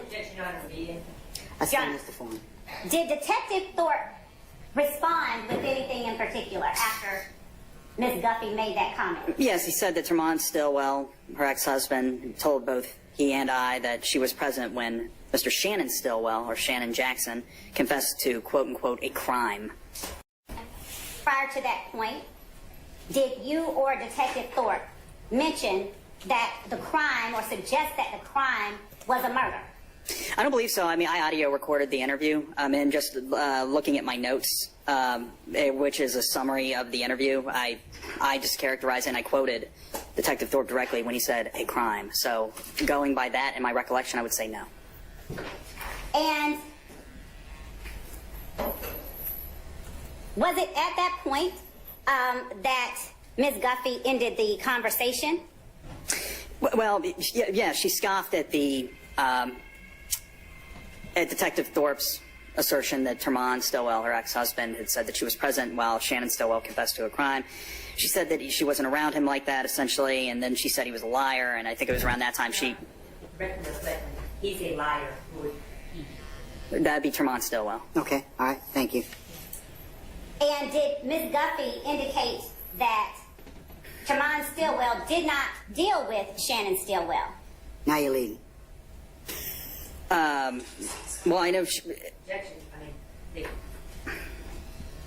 What did Ms. Guffey then say about Mr. Stillwell, that is Termon Stillwell's relationship with Shannon Stillwell? Okay, I'll just quote her directly. She said, Termon Stillwell is a fucking liar, and I'm ready to leave. So that's a lie. He don't even deal with him. I told him that was his cousin. He don't even deal with him.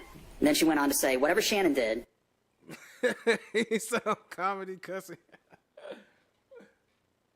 That's on Shannon. I don't have...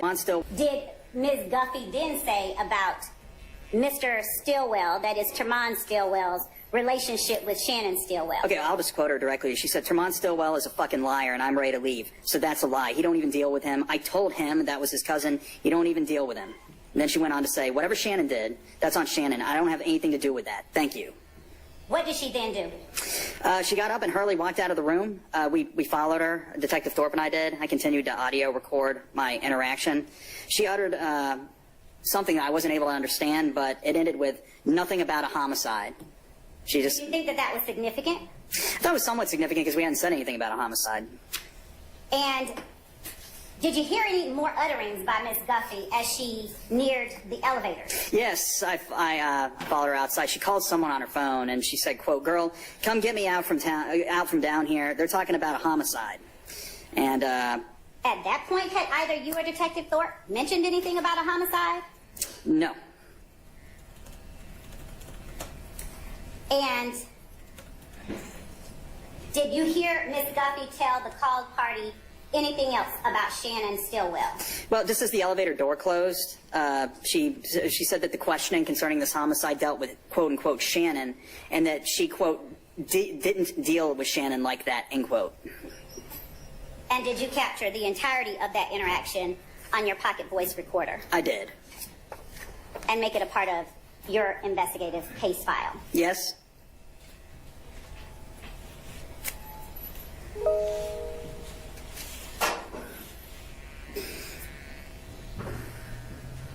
Why is it that you're not mentioning anything about a homicide made Ms. Guffey's words significant to you? Well, we hadn't told her about what kind... I stand the objection. I think he's already mentioned it anyways. It was significant. That's fine, Judge. Significant because of he didn't say anything about the homicide investigations. Well, no, they're not all homicide case files. Now, what other kind of case files then would you have been reviewing? In my current role? Yes. Well, every now and then I'll be I'll be assigned some sort of special case or investigation. Off the top of my head, do you want me to get into specifics? No, I just want you to tell the jury generally what other types. I think at one point in the past I was specially assigned to a case involving the illegal dumping of tires in abandoned lots across Fulton County. There was a terroristic threats case that I dealt with at one point, just cases like that. All right.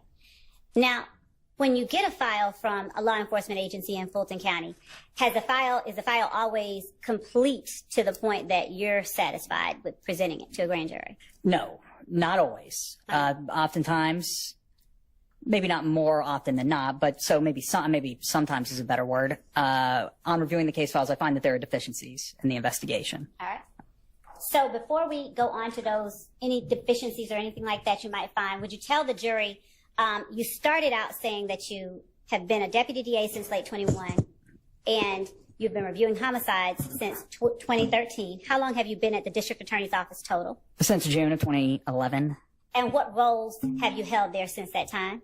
So my first role, my first day of the DA's office was June 21st, 2011. And within 2 days of that, I was placed in what was called at the time the complaint room. Mm-hmm. And I worked an overnight shift. Oh, no, it was like a late afternoon shift. It was like 3 p.m. to 11 p.m., I believe were my hours. And I would essentially just sit there and wait for cases to come in from the various police departments in Atlanta, any kind of felony case at all. They would fax us the police reports, et cetera, and I would read over them. I would draft a summary of the case that would be notarized somehow right there in the complaint room, and this would be provided to a judge at first appearance. And essentially what I did is I would in real time receive the case files, the incident reports essentially from the police officers as they were making the cases. Okay. And then I would prepare some preliminary documents to be for first appearance in the morning and then indictment thereafter. Thank you, Your Honor. That's all that I have. Thank you.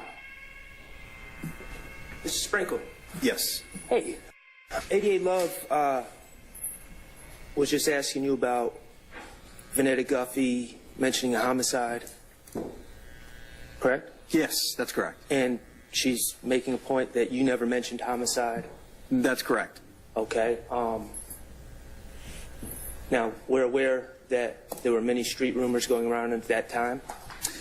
Yes, from my review of, for example, Instagram at around that time, certainly there were many. I don't think it's a mystery that there were a lot of rumors going around concerning the murder at that time. And so there could have been many ways that Vanetta Guffey could associate Shannon Stillwell with a quote homicide? Yes, it wasn't a top secret government secret, so to speak. Mr. Sprinkle, how would you suggest we get inside Miss Guffey's head and figure out how she knew about homicide? Well, clearly we wouldn't be able to do something like that. The technology doesn't allow for it. Well, what would we do? Cause for speculation. The question, form of the question.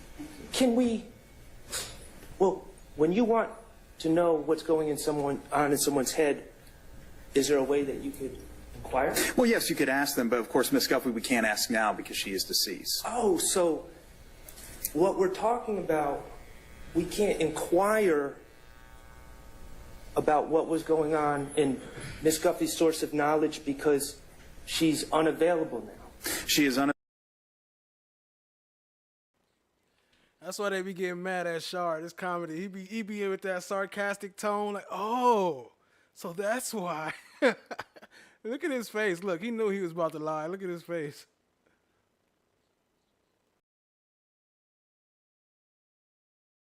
Available now, and based on my interaction, whether I don't believe she was interested in answering any more of my questions at any rate, but now it's of course an impossibility because she's dead. And she's unavailable to the defense as well. I'm sorry? She's unavailable to the defense as well.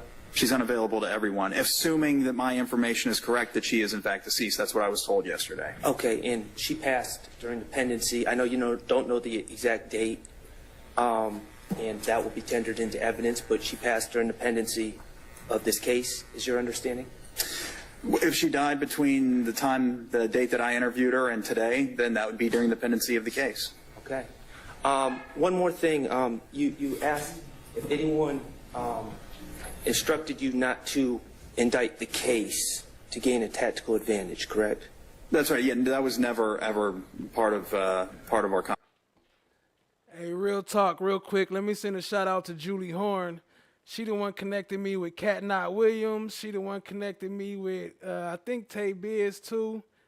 And all in there. And also them with me. Like, she put Cat Knott Williams up on my channel before I even was watching Cat Knott Williams. So, appreciate you, Julie. Much love, fam. Shout out to Julie Horn. But again, you're not the one who decides when to indict the case, correct? No, I'm not. Okay. All right, thank you.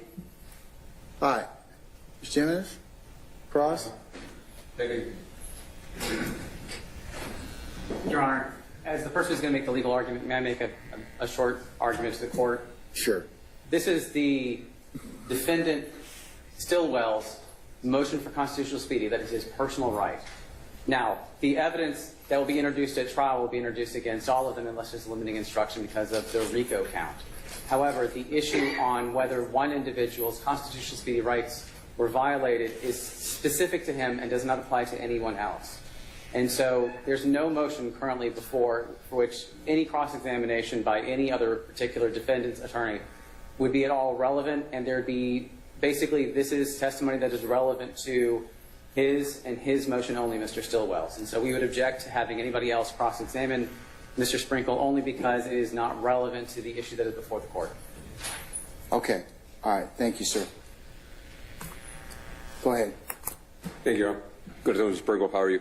Very well. How are you? Sudi Chakimanis on behalf of Mr. Dorsey. I just want to go through this as quickly as possible. I know everybody has things. What up at time? I see you. I mean, what up time? I'm saying at like I'm typing. What up time? To do. Let's focus on the timeline. I'm interested in the timeline. When did the murder happen? January 10th, 2015. All right, so in 2015, that's when the investigation happens, and then when is Stillwell arrested?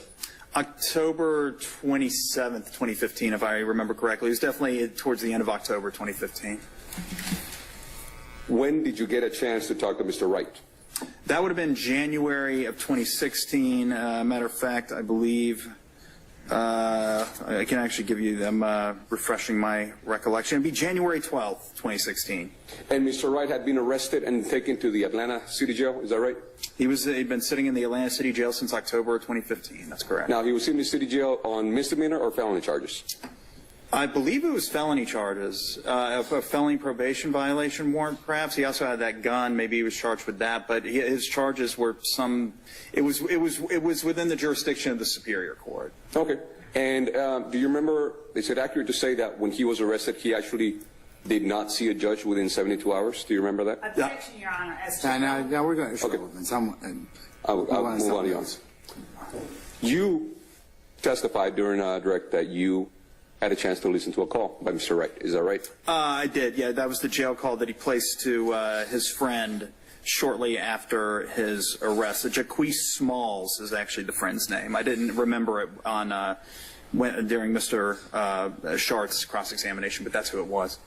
And after you heard that call, did you know that it was him? Did you recognize his voice when you heard that call? Mr. Wright? Yes. Well, at that point, I had interviewed him, so I was familiar with his voice. This is going back a little bit. I'm going to go ahead and say I must have recognized his voice. Is it fair to say you recognized his voice because you had interviewed him in person before? Yes. Your Honor, I'm going to object as to the relevance. Now, what's the relevance there, sir? We're trying to see if that is. Does it have anything to do with your client, though? Because remember, even though statements, I'll give you wide latitude if you're trying to cross as to statements that might be attributable or relevant to your client. Yes, Your Honor. Let's kind of focus and narrow it. I'll move along. All right. Thank you, Your Honor. After you spoke with him, then you wanted to verify that whatever he was saying was true. Is that right? Well, if we're speaking about Mr. Wright, I was verifying that what he had said previously to the police was actually not true, and I was trying to confirm that this person had essentially made everything up. Okay. And you had access to the video? I did. And then when you watched the video, whatever this person claims that happened, whatever Mr. Wright claims that he saw, it would have been impossible because he's not seen on the video. Is that right? That's right. He said he was at the bus stop. I believe he said he was standing there listening to an iPod or something to that effect. And he was very specific. But then when I showed him the video, I said, there's nobody standing there, and he didn't have a satisfactory explanation. Once more, Mr. Dorsey is not. It's called the GWOAT. GWOAT. The greatest woman of all time. GWOAT. Charged. I sustain the objection. This happened, all of these interactions were happening around 2016, correct? Yes. You testified a little bit about how there's been changes in leadership at the office. Is that right? That's correct. There's been at least 3 other people that were heads of the gang unit since this happened. Is that right? That sounds about right. Yeah, it was Adrian Love, Kara Convery, and then Chris Sperry was the current head of the gang unit. Gabe Banks was the head of the gang unit when all this happened back in 2015. Ultimately, can you tell us with some degree of certainty at what time did you determine you had enough evidence to go forward on this count and include it on the RICO count for Mr. Stillwell as well as his co-defendants? What time did I independently figure that out? Yes, what time did you? Well, I think that around the end of 2018 we could have pursued an indictment. Okay. Not against Antonio Sledge, Kenneth Copeland, Demiki, and Garlington, but against the people that are currently charged with the murder. But I know that a lot was done after that, particularly in 2021. There was a wiretap, et cetera. And That's a fact. Shout out to Kat. I always be forgetting to drop her link in the chat too, so let me do that. I appreciate the reminder. Shout out to Kat, man. She be showing mad love, so let me show her some love. If y'all don't know who Kat Knott Williams is, man, go check her out. I'm gonna drop the link in the chat. Appreciate y'all being here. Hit the like, hit the subscribe, tap in, share with a friend. Let's go, family. And I also know that there's a difference between probable cause and beyond a reasonable doubt. So probable cause, of course, is standard that we would need to secure an indictment. So, if I'm being honest, which I must. Or actually, Steph JK, if you don't mind, can you drop Kat Knott Williams link in the chat for me, please? Be, as I'm on the stand, I would say by November of 2018, we had enough evidence to pursue a murder indictment. For probable cause, we had probable cause, I should say, not necessarily that we had enough to get a conviction. Okay. We could have obtained an indictment.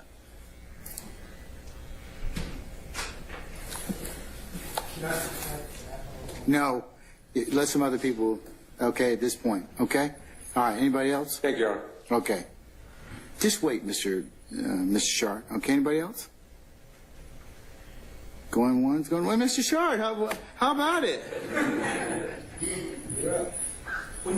Mr. Sprinkle, when you said November 2018, you were speaking about all five charged individuals, correct? Yes, we would have had. I think we would have had probable cause in November of 2018. And you would agree that probable cause against Mr. Stillwell individually existed well before that date? We could, well, and okay, so to your question, January 2016, what did we have? We had Quindarius Zachary's third-party confession against him. That's really about all we had in January 2016, and he was a co-conspirator, fellow gang member. I would be, I don't know what the grand jury would have done if we had presented that. If we had presented that evidence to them, certainly there was some evidence that third-party confession. We also had Kenneth Copeland's statement to Investigator Gaither and Dennis.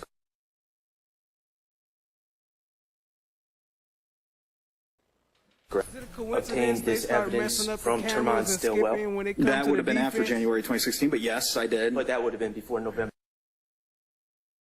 When Look at that. What? None of that happened when Miss Love was talking. That was March of 2016, the interview with Termon Stillwell. 2000. One person claiming that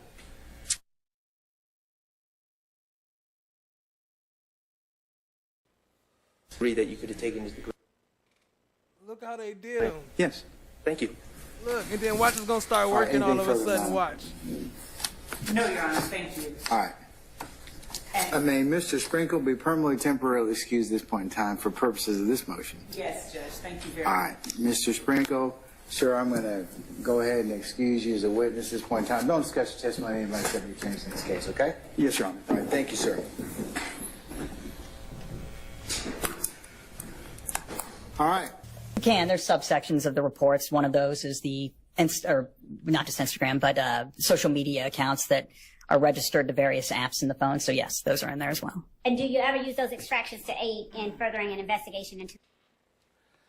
Nobody was his client, nuts. If you're talking about Deputy Sprinkle, that's the one right there on the stand right now. This one is from Friday, but the one that we watching is from December 2022 when he was testifying in when he was trying to get qualified as a expert witness or fact witness. I don't know which one, but it's from the preliminary hearings.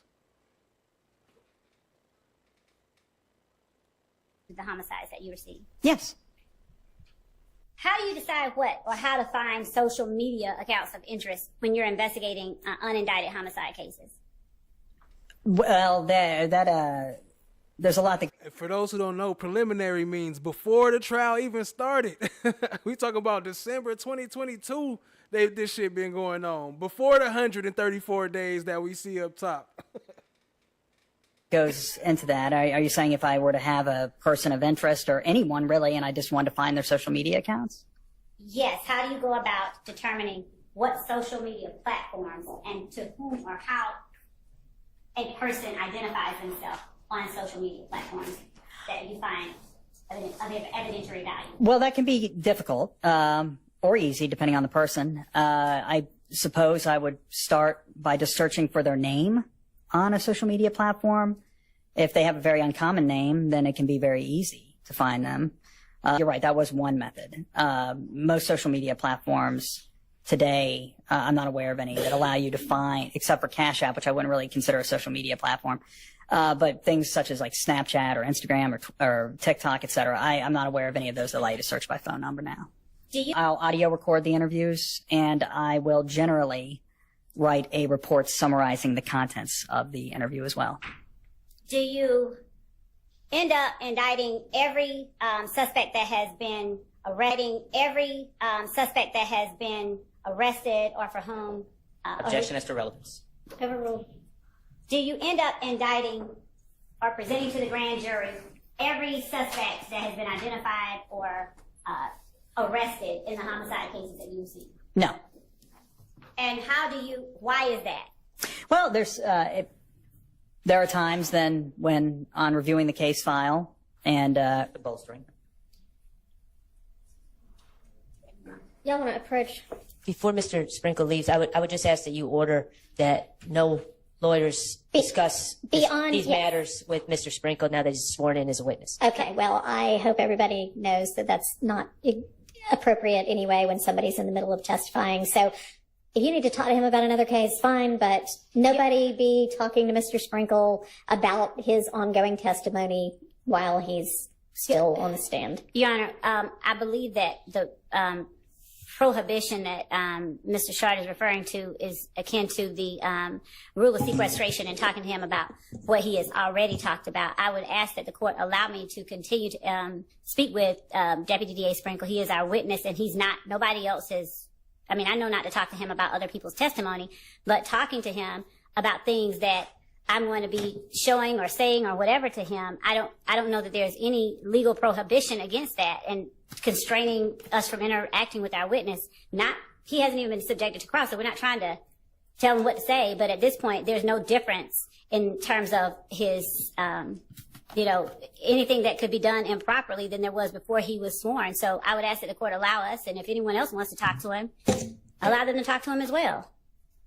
There's nothing that can be, the rule of sequestration isn't going to be, violated. So there's not a prohibition against us talking to our witness or any other as. I mean, honestly, I think the rule is actually something like, overnight it's okay.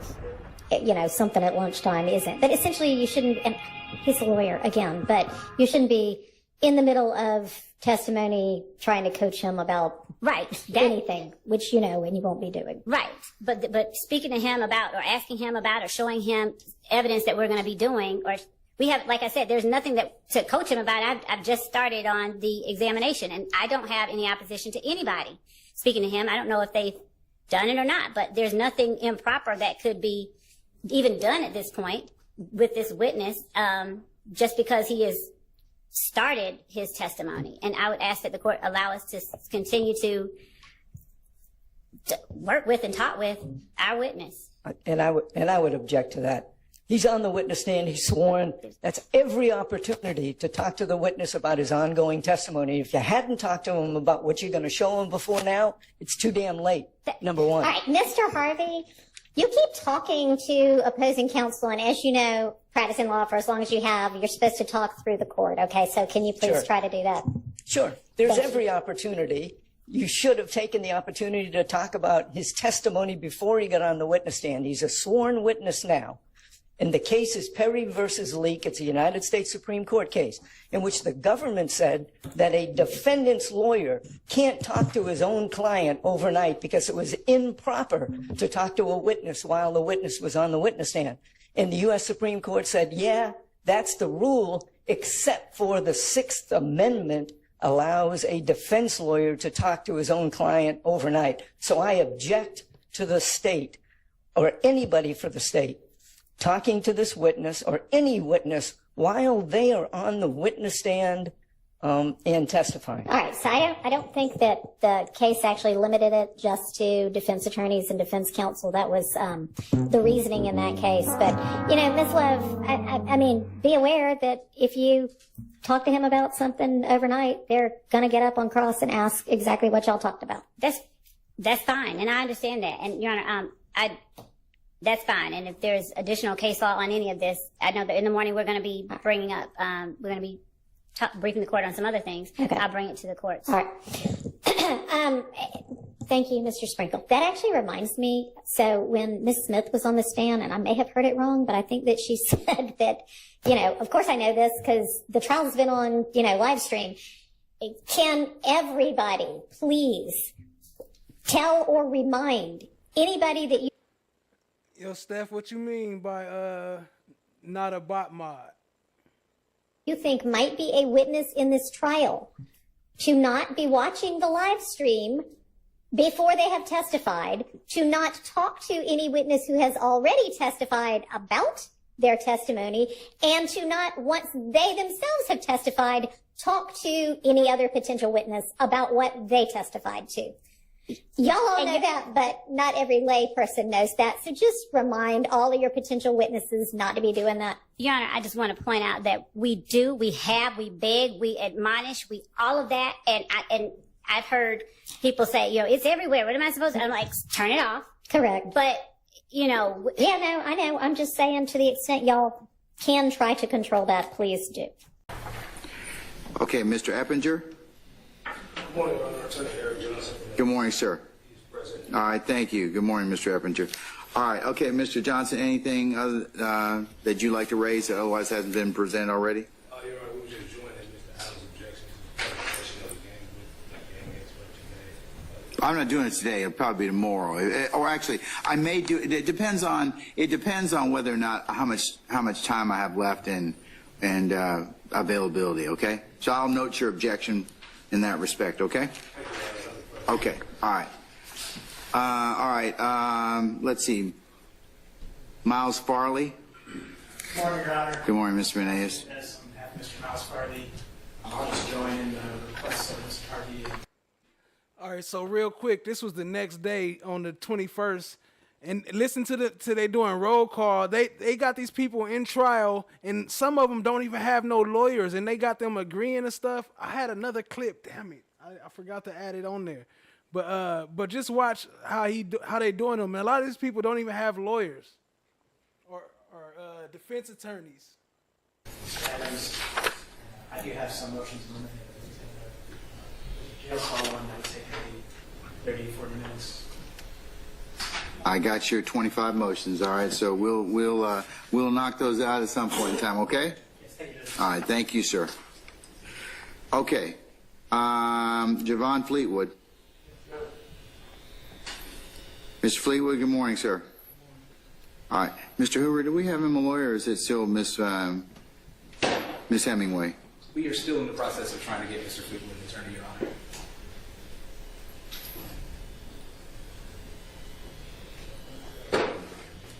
Okay, all right, Mr. Fleetwood, you're welcome to sit back there. This pertains to you, and we're trying to still get you a lawyer, so bear with us, okay?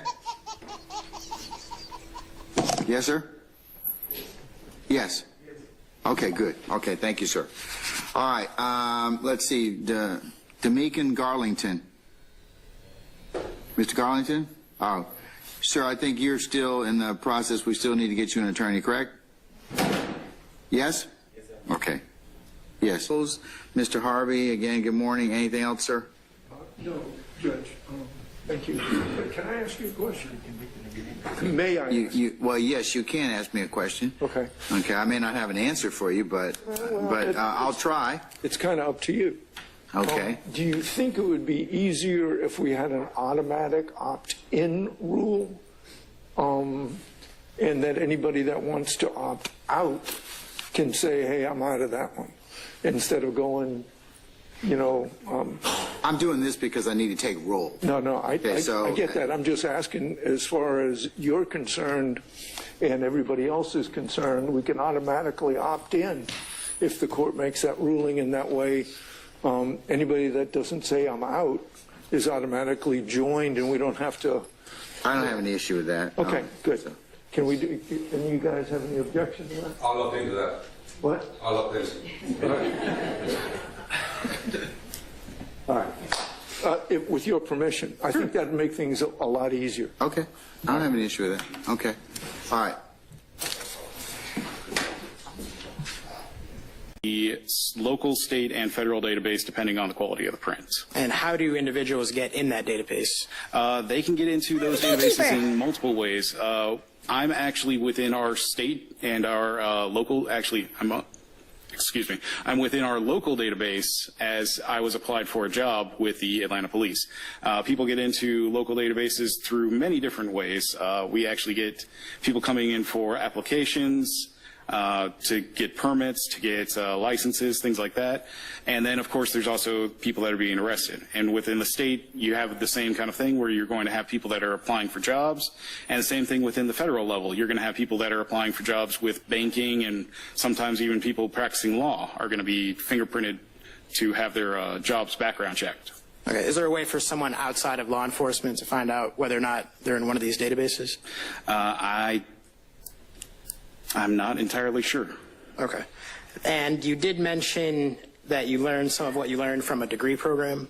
Yes. What was the degree program? The University of Central Florida bachelor's degree in forensic science. Okay. And you were taught by professors at the school? I was taught by professors at the school, yes. Are you aware of the educational qualifications of the professors that taught you? I am aware of the main professor who taught us, yes. What does that have to do with him? I'm getting there, Judge. All right, move along. Let's hurry it up. So where I was getting at with that is, are you aware whether or not the work of your professors and their knowledge was peer-reviewed by their peers? Yes, they actually had published. Is that relevant? It's him, not his professors. It's him. And, Your Honor, that's where he learned what he learned from. So. Still, it's him. You're not going back one level before. That's not proper. Okay. You're challenging him. Remember, his knowledge, skill, expertise, training, or education. Okay. And just to back up and be clear, you were taught by professors, correct? Yes, I was. Okay. Were you ever involved in peer reviewing any of their work? Not peer reviewing their work, no. Okay. Because you're not one of their peers? Yes. Okay. And not at that time, no. Yeah, I don't object to that. I sustain the objection. Okay. You talked about gaining knowledge from books and articles that are written in journals, correct? That is correct. And you're aware that, do you have any knowledge about whether the writers of those articles had those articles peer reviewed? I'm going to object. I sustain the objection. Okay. And you talked about having a certain methodology and standard operating procedures? That's correct. And it's important that you follow those every time? That's correct. And why is that important? It's important so that it sets a standard for the work that we do so that we can testify to that in courts. Okay. Would you be comfortable doing your work without a methodology? No. Okay. Thank you, Judge. All right. Anybody else? Yes, Your Honor. You spoke briefly about your proficiency tests. Mm-hmm. You said you passed with 100%? That's correct. So are those tests pass-fail? They are actually pass-fail within our agency. If you do not get 100%, then you would fail. Okay. How many have you taken? I've taken 2 within the past 2 years. In your career, how many have you taken? Just those 2 because we were not going through accreditation before that. So you've never failed a proficiency test in your career up to this point? That's correct. All right. And can you give us the How the hell is they getting 100% scores on their test, on their proficiency test? error rate of your reports when you are actually conducting reports and analysis on fingerprints? Based on the prior experience, we would have to say that it was 100% due to the proficiency tests. So it's your testimony that you, as an examiner, you're 100% when it comes to the tests, and you're 100% when it comes to the actual reports that you're generating from these comparisons. That would have to be the conclusion, only because we don't have anything else to base it on as of right now, because we don't know ground truth when we actually are doing these work. So you've never failed in your career as an examiner? At this point, no, I have not. Okay. In regards to the database that you're talking about, could you please, in your expert opinion, explain how that algorithm matches whatever prints that you got to whatever prints that it picks up in the computer? I think I'm going to object to that question. It doesn't go directly to reliability. His method is asking how essentially a computer program works. We're not trying to qualify him in that computer program, just in the actual print analysis. And Your Honor, I don't believe that's true. We just got this gentleman saying he's been literally perfect in his entire career, and he also uses his database. That's information that he uses to create this perfect report. I want in his professional opinion. He uses the database to compare prints. It's a repository of prints. Is that correct, sir? That's correct. All right, so that's part of what he does in terms of his comparison. So do you have anything else in regards to that? Yes. Can you explain to us how it works to verify your comparison? How it works to verify our comparison? Yeah, no, it doesn't verify our comparison. Okay, then what exactly does it do? It generates a list of candidates based on the information that is put into it. So we would mark up. What are you looking for specifically? We're looking for ridges, whorls, points of comparison. Tell them a little bit about that. Okay, so what we're looking for when we're actually putting in a print is we're going to take an image of it, then we're going to mark it up based on what we see. So when I talked earlier about the analysis phase, that's what we're looking at, is the different levels of detail that are present in a print. So when we're looking at the analysis, we're looking at what the pattern type is, what the original general ridge flows are, and then when we get into level 2 detail, that's when we're actually looking for the individual characteristics, which are going to be what we call the minutia. So we're looking at bifurcations, ridge endings, and dots that are present in the print. We're then going to mark those onto that. All right, what up, family? My bad. I had to grab me a piece of pizza real quick. I was over here starving because I've been working on getting this connected for 2 hours. But yeah, these are the attorneys that got severed. Like some of those in the background, they're the people that got severed from the case. Because remember, at first it was like 28 people attached to this RICO charge. But the attorney in the back, he gonna come back up again too. He's the one that they arrested, and they ended up severing his case after they arrested him for having his own prescription pills. But we got that coming up. I'm gonna show you. And the other one is what's his name? Eppinger, Christian Eppinger. His attorney up in there. They all up in there. Everybody up in there. This is the beginning when they was all there, all 28 of them. So yeah, appreciate y'all being here, family. I'm gonna take one more bite of this pizza and let me know if y'all got any more questions. I'll try to catch them in the chat. Appreciate you. Hit the like, hit the subscribe, tap in, share with a friend. Image that is sent, and it's going to review the distance between those individual events within how many ridges are in between each one of those events. It's then going to submit that off to the database where it's going to review all the candidates looking for similarities between what we've put in and what is in the database. So I guess it only searches what you've noticed as the different swirls and loops and ridges and all that. It doesn't look at anything else but what you've put in yourself, right? That's correct. All right. And if you don't know if you've ever failed, how do we know what the computer generates comes out is actually correct as well? Well, what we do is we're going to actually review each one of those candidates that comes back. We're looking at them to see if there is a comparison that we can make in between those. And then once that's done, we're actually going to, if we find something that says, yes, this is that person, it then has to be reviewed by a second candidate, or by a second qualified examiner. It has to be reviewed by a second, I'm sorry, I didn't hear the last part you said. Qualified examiner. Qualified examiner. Okay, now is that examiner someone that's in your office as well? Yes. Trained like you? For the most part, yes. Takes the test like you? Yes. All right, no further questions, thank you. All right, anyone else? All right,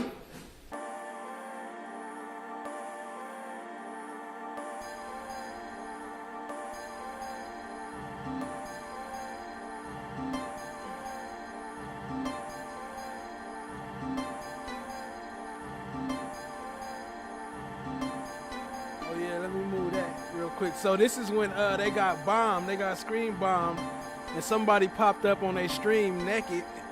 And you see, Still just moved to the side, like got on his own computer, like I ain't paying no mind. Look at dude in the back laughing. Mr. Menendez. Menendez. I don't know his name, Menendez or something like that. But look at Thug though. He was not feeling it. He was like, "What the fuck is this?" And look at Shard. He was excited. Look. Look at Shard. Look. But yeah, they wasn't feeling that. That was a crazy day right there. Look at Thug's face.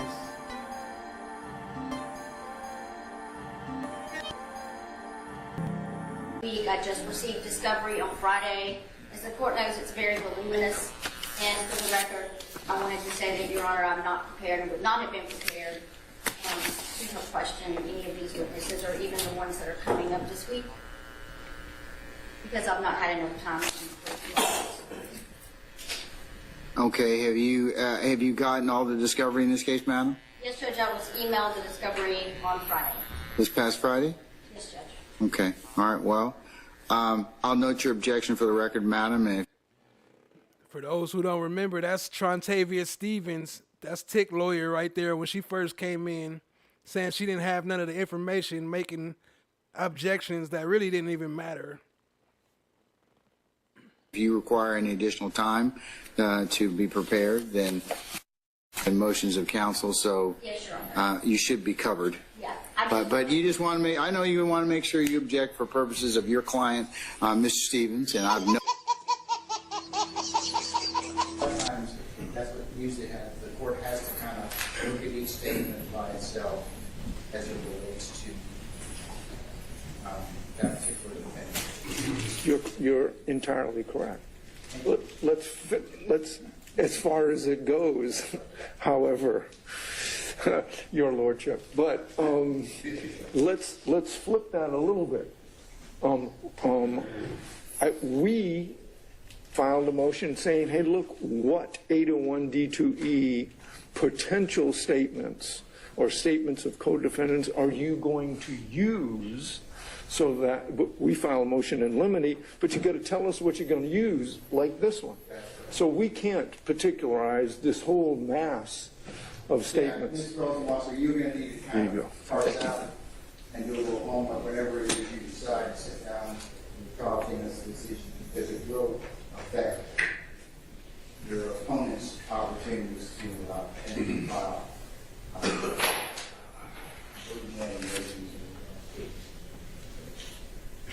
Your Honor, as we stated in our motion. So again, if you're just joining us, these are the preliminary hearings from 2 years ago, showing that this has been happening before they even started trial. And this is some of the people that got severed from the case, and we're gonna show a little bit of why the two you see in the back with the afro and the Menendez dude, the Mexican dude, they got severed from the case, and it's coming up right now.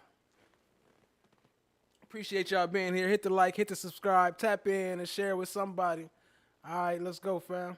We would just ask that they let us know what they're objecting to so we can respond to it. Okay, Mr. Harvey's saying that you need to identify what statements you're going to, like for example, you're going to introduce statements against, involving the defendant A. You need to go ahead and let them know you're going to do that. Why is that important? Because if defendant C says, well, that implicates me, then I need to be able to respond to it. Your Honor, we provide all the statements we have in discovery. I think generally because it's a RICO, everything's going to apply to everyone. So if they could just object, it's going to be a lot easier for me to be able to prepare a response, because generally our position is that all the co-conspirator statements, they are going to be admissible against everyone. So that's yeah, given the type of case, but to the extent that you can, and if it will affect, because then I would certainly advise you. A blanket statement that every statement everybody ever made since 2013 is a co-conspirator statement is blatantly overbroad. For example, this post-arrest statement from jail telling someone else to do allegedly something, and I don't know how he's going to explain it, but if that comes in, that's not a co-conspirator statement. I don't believe and will argue that. But we need to have it identified. You know, everybody has talked to everybody for the 8 years. Well, see, Mr. Harvey, that's part of the state's, I guess, with the RICO statute and its applicability. That's one of the most powerful aspects of the statute. Bingo, but it doesn't trump the 801D2E exclusion. They've got to show it's in the course of, in furtherance of the alleged conspiracy. So there are more hurdles than just saying, yo, it's a conspiracy, everything everybody says comes in. And even Mr. Botts knows that. Your Honor, we have a full motion on that. Well, you CLEs. Yeah, I guess. Along with you, so that may be a problem. I'm working on it.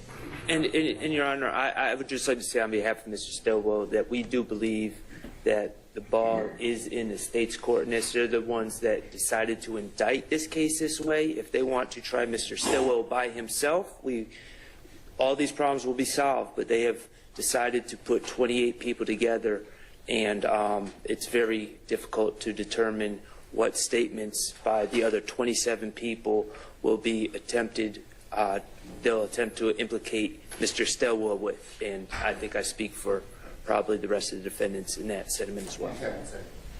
Answer the question. I answered the question. No. RICO, you're obviously not familiar with. Corruption Excuse me, sir. Excuse me, sir. Excuse me, sir. RICO is not a crime. It is a category. What is the It's a category of crimes that you're then charged You under have charges. a long 100 You list have of charges. It's interesting that you're saying that you were prescribed these medications in Georgia. You can carry them without the bottle, which is interesting. So was this a misunderstanding? I mean, you'd have to ask. Yeah, so here he is right here.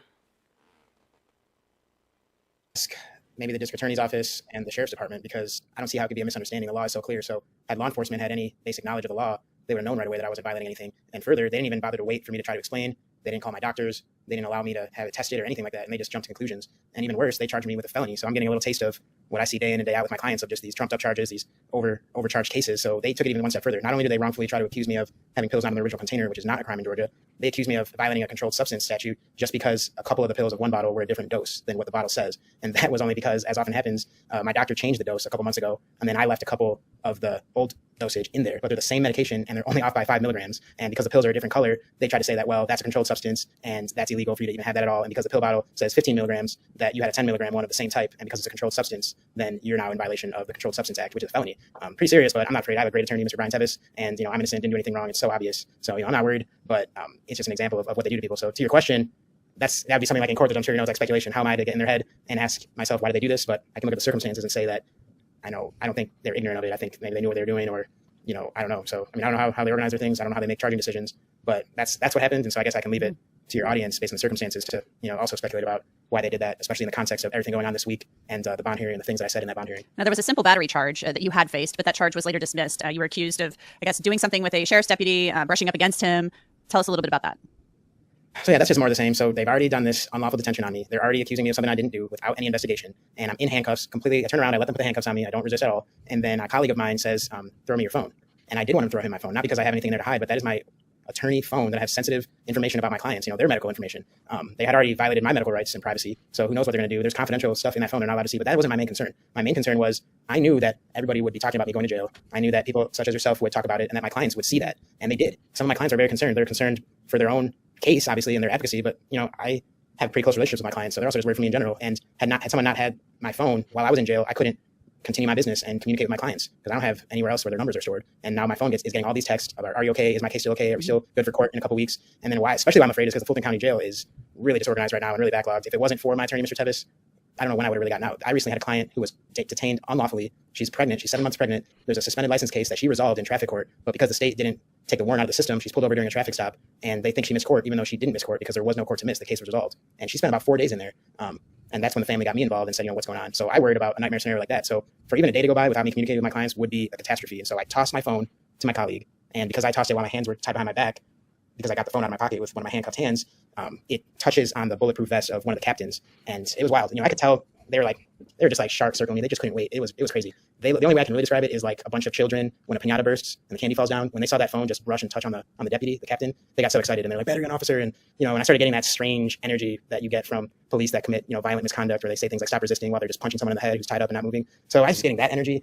And so that's what it was. And then they tried to charge me with that. And it was actually so ridiculous that they ended up dropping that. And instead they charged me with willful obstruction of an officer for that. But that's also wrong. So they're funny. They try to fix it and they're wrong again. And because the detention was unlawful, you actually are allowed to resist, which I didn't. So even if I did do something they were saying I do, it would be a not guilty under the statute. So it's just on its face, a not guilty across the board, even though I was charged with 4 counts, one of them being a felony. So that was dropped. Anastasios, Judge Ural Glanville is presiding over this trial. And there are things he's doing in this case that I don't think I've ever seen. Assigning people essays, whether they're prospective jurors, even attorneys, assigning them essays to write, 20, 30-page essays if they are held in contempt. Very unusual. I heard that you were ordered to buy everybody lunch. What are your thoughts on all of this? Yes, that's correct. I haven't been a part of that before either. I've been practicing law since 2015, and I've been practicing under supervision since 2012, and I've never seen that before. And the statute in Georgia for contempt gives the judge the options of a $1,000 fine, a 20-day in jail sentence, or some mix of both. So you could be fined up to $1,000, in jail for 20 days, or both.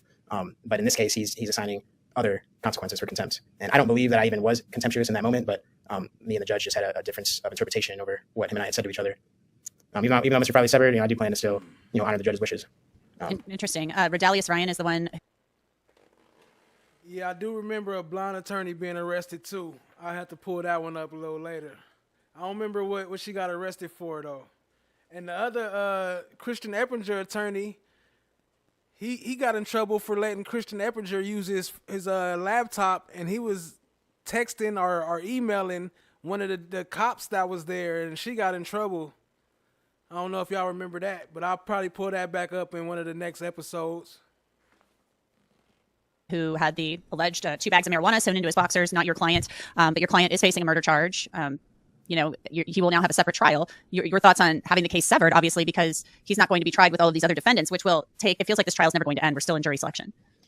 That's right. I mean, for Mr. Miles Farley, we were facing, a long fight that we knew we're going to win, but we didn't know when. I mean, we don't even know what part of jury selection we're in because we haven't started the individual questioning. We don't know how many strikes we're going to be given. We don't know how many alternates the judge is going to give each side. We don't know how the prospective jurors are going to react to the individual questioning by all 14 of the defense teams, now 13 with Mr. Farley's severance. So, that was strange. And in a strange way for Mr. Miles Farley, it's a situation where people say things, like God works mysterious ways, because I wanted a severance from the beginning because that's the only way for Mr. Farley to have a fair trial if his trial ends up being fair. But I don't think being tried with so many people at once and so many attorneys at once and under the RICO statute in general, I don't think someone can get a fair trial like that. I mean, we're still going to win with 2 hands, tied behind our back by the RICO and the lack of severance, but I know there's so many things that are unfair about it. And so I'm actually glad that he got severed, and I'm glad that he got a bond, because now he doesn't have to be unnecessarily confined and punished just to have a fair trial, which is going to have to be after whenever this trial ends. We have an amended special and general demur 1, this relates this to Mr. Farley, to dismiss count 1. There's an amended special and general demurs 2, overt action jurisdiction. 3 pertains to overt acts and insufficient specificity of vague terms. 4 is unindicted. So keep in mind, he got severed right after that pill incident that he was just talking about. After that, they severed them from the case. But watch all this that he has to go through, and then watch how many times Glanville about to deny. He about to deny everything they come at him with. He about to deny, overrule, sustain, deny. He about to block them 100 different ways right here.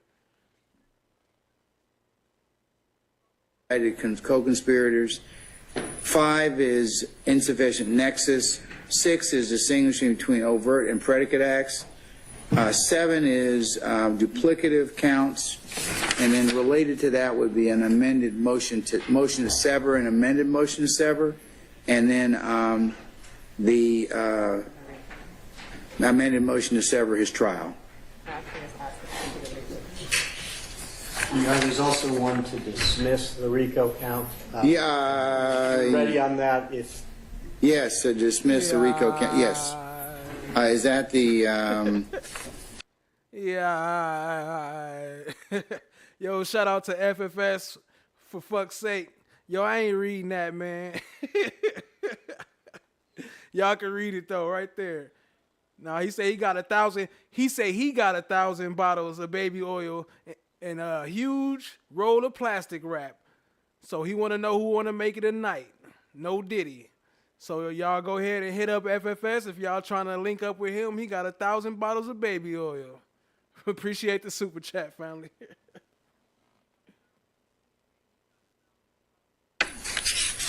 Constitutionality. The constitutionality of it. Yes. If you could deal with those, sir, that would be wonderful. Okay. Mr. Menendez, do you wish to have any further argument on it, or do you want to stand on your brief, and I can let Mr. Floyd respond, or? See, hold up. I wasn't tripping. Look, I say it the same way Glanville said. Mr. Menendez. Okay. Any further? If you could deal with those, sir, that would be wonderful. Okay. Mr. Menendez, do you wish to have any further argument on it, or do you want to stand on your brief, and I can let Mr. Floyd respond, or? Okay. All right. Go right ahead.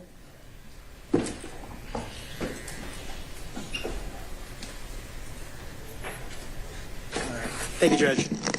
Go ahead, sir. So the first one, Your Honor, is a general demur. And so as the court knows, a defendant can generally demur if they could admit the facts in the indictment but not be guilty of the crime charged.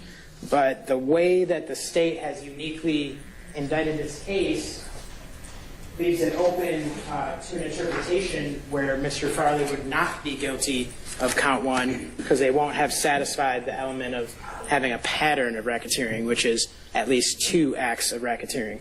So, Your Honor, the way this all really gets started is the state has put the indictment in 3 parts.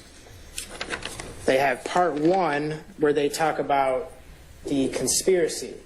And what's interesting here, Your Honor, is they list, and I don't know if Your Honor has the indictment. I do, sir. You do? Okay. They list out in part 1, they list these bullet points where they essentially list in all the possible ways that you can commit racketeering activity. But, Your Honor, what's very interesting is if you look at the last 2 sentences of that paragraph, part 1, it says, in furtherance of the conspiracy, the defendants engaged in the activities enumerated herein. But it does not say what they mean by enumerated herein. And in Black's Law Dictionary, it even says that the word herein is inherently ambiguous. It can mean anything here in this document. And, Your Honor, they later in Part 3, after describing the enterprise in Part 2, Part 3 say acts in furtherance of the conspiracy. So the interpretation that I submit to the court is that when they say in furtherance of the conspiracy, the defendants engaged in the activities enumerated herein, under one general demure interpretation, which of course is not the way that the state intended to write it, but it's a way that they left it open to interpretation, that herein means the acts in Part 3. Because the sentence right after that says the objectives of the conspiracy included but were not limited to, and then it has a colon, and we can assume that the colon refers to the bullet points. But that way we can interpret that the bullet points are there only to articulate the objectives of the conspiracy, not as any predicate acts or acts of racketeering. So when they say herein, they could be referring to just Part 3. And, Your Honor, in the 1 through, however many it is, 1 through 91 overt acts, Mr. Farley is only alleged to be part of a few of those, numbered 95, 103, 110, 120, 132, 141, 173, and 1. So yeah, Miss Two T's, they are severed from the first trial with YoungThug and them, but they are still part of the RICO. But they have to wait until the first trial is over, and then they're gonna start their trial. 76. And then also very interesting, Your Honor, that first paragraph of Part 3, it says, in furtherance of the conspiracy and to the effect its objectives and purposes, the defendants committed and caused to be committed, among others, the following overt acts, certain of which constitute acts of racketeering activity. So they've left open this ambiguity that of these 1 through 191 things, they're overt acts, all of them, but certain of them are acts of racketeering. So then, Your Honor, under my interpretation as a general demure, you can look at each one of those acts and see that only 2 of them actually articulate criminal behavior. Because 95 talks about lyrics of a video that he's not even rapping in. 103 talks 13 years. Hey, shout out to Steph JK. Congratulations on that, family. 13 years. Oh, what up, Jesse from the Nap? I see you creeping in. Shaw Diggy. Hey, what up? I see you creeping in. All right. What up, family? talks about a video that he appears in, not criminal activity. 110, again, talks about a video with some lyrics. 120 talks about him posing on a social media with clothing that has the word slime on it. Again, not criminal, not an act of racketeering. 132, engaging in a conversation. Again, Judge, that's not an act of racketeering activity to engage in a conversation, although that's the one where Mr. Williams is alleged to have made some kind of comment. 141, they talk about him having a tattoo that says ESPN, every slime plays nasty, or Rock Crew, Raison Cleveland. Again, Your Honor, having tattoos is not an act of racketeering. 173 and 176, though, Your Honor, are where they do accuse Mr. Farley of murdering Mr. Drinks. But now we're left with this general demur. Certain acts are racketeering of this list, so let's interpret them as literally only the ones that... Yeah, I wasn't going to read it, but I figured, fuck it, we got to give it to the people. Shout out to FFS. say acts of racketeering, which one of them is murder, 173, 176. So if we interpret herein that way, and certain of which, in the way I've said, we're left with just 173 and 176. But, Your Honor, clearly those then allege the same exact thing. And I know the state's going to get up here and say, well, they're not the same exact thing because they satisfy different elements. But, Your Honor, they, in their manner, which they didn't have to articulate, they say that the defendants caused the death of Shamel Drinks, an associate of a rival gang. So even in that predicate act that's not gang activity, they talk about it being gang activity, saying that it was an associate of a rival gang and that they shot him as an act of racketeering activity. And then again, we have the same murder of the same person on the same time as the same alleged supposed gang, and it's worded the same, Judge. It's slightly different, but in both cases, they're talking about gang activity and a murder. And so that's not a pattern.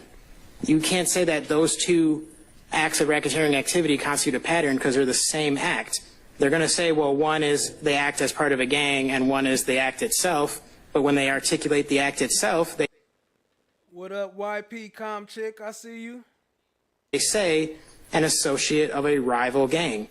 So they're saying there's gang activity even in that count itself. So they've just messed up here, Judge. They've left open an ambiguity to a general demur where I have found an interpretation that Mr. Farley in this indictment is only being accused of one act of racketeering activity.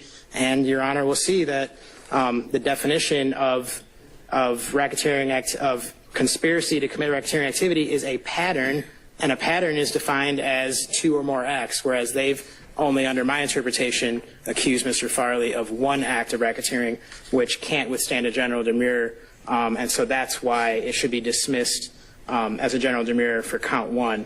And Your Honor, my relevant definitions are just, OCGA for the record 16-4-4, which talks about the pattern.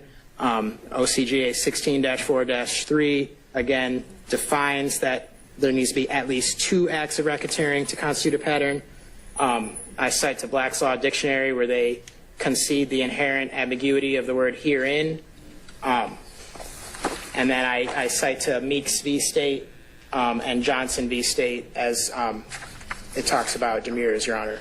So that's basically the argument of count one, is that there is an interpretation that I've just articulated where it leaves only 173 and 176, and that those are the same exact thing, even the murder, because it's alleged as gang activity in its manner, and that that leaves us with just one act, the alleged murder of Mr. Shamel Drinks as part of gang activity, and that's not a pattern, Your Honor, that's just one. All right, sir, anything else? No, Your Honor, I can answer. I know it's like a lot, but I can answer any questions that the court has about that. No, I'm good. I'm good. Thank you, Ms. Menez. All right. No, I'm good. I'm good.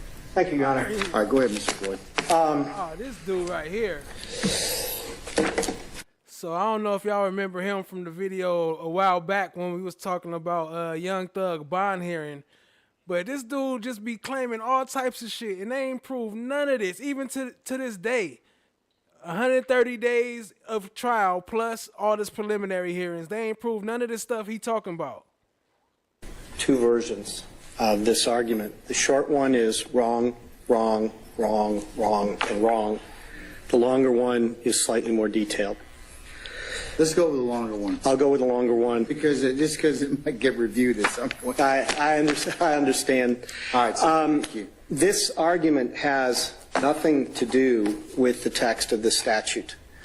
And it has nothing to do with the governing legal standards. There is no I have found an interpretation standard, and there is no standard applicable to general demurrers that endorses or indulges strained or artificial interpretations.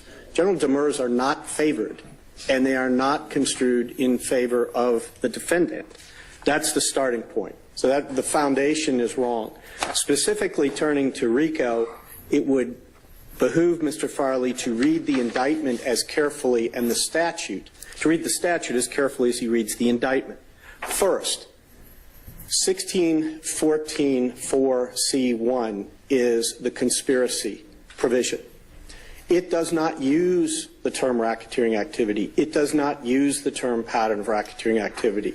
Okay? Mr. Menez is absolutely dead wrong when he says a pattern is an element of a conspiracy violation. The law is precisely to the opposite, and we cited the law in our brief. It is absolutely clear that a substantive violation is not a prerequisite to a conspiracy violation. If it was, the conspiracy violation would collapse into the substantive violation. It would become meaningless, and that would violate the most fundamental rule of statutory construction, which is the court does not read so much as a word, much less an entire subpart of a statute, to have no meaning whatsoever. Okay. The fundamental component, of a substantive violation is a pattern of racketeering activity. That's an A violation, that's a B violation. That is not what the state alleged. The state alleged a C violation. The C violation requires an overt act in furtherance of the conspiracy. It does not require a pattern of racketeering activity. Point one. Point two, he argues that overt acts must be acts of racketeering activity. No, same mistake. There is no reference to acts of racketeering activity in C. The case law is clear that acts of racketeering activity are not what are required. And as a foreshadowing to some of the other arguments that are going to be made, there are overt acts, 191 overt acts alleged. A subset of those, it's about 70, within give or take a couple, are acts of racketeering activity. They fall within the definition. Every single time the state alleges an overt act that is also an act of racketeering activity, it has said so. It has said an overt act that is also an act of racketeering activity, and it has said the exact incorporating provision. Hey, y'all, I finally went and listened to Pee Wee Longway new song. That shit was pretty cool. It was kind of smooth, you know what I'm saying? It's a little calm temp, you know. I ain't mad at it. I thought he was somebody else. I ain't gonna lie when we was talking about him last time. Appreciate y'all being there. Hit the like, hit the subscribe, tap in, share with a friend. From RICO that incorporates that underlying offense. Right?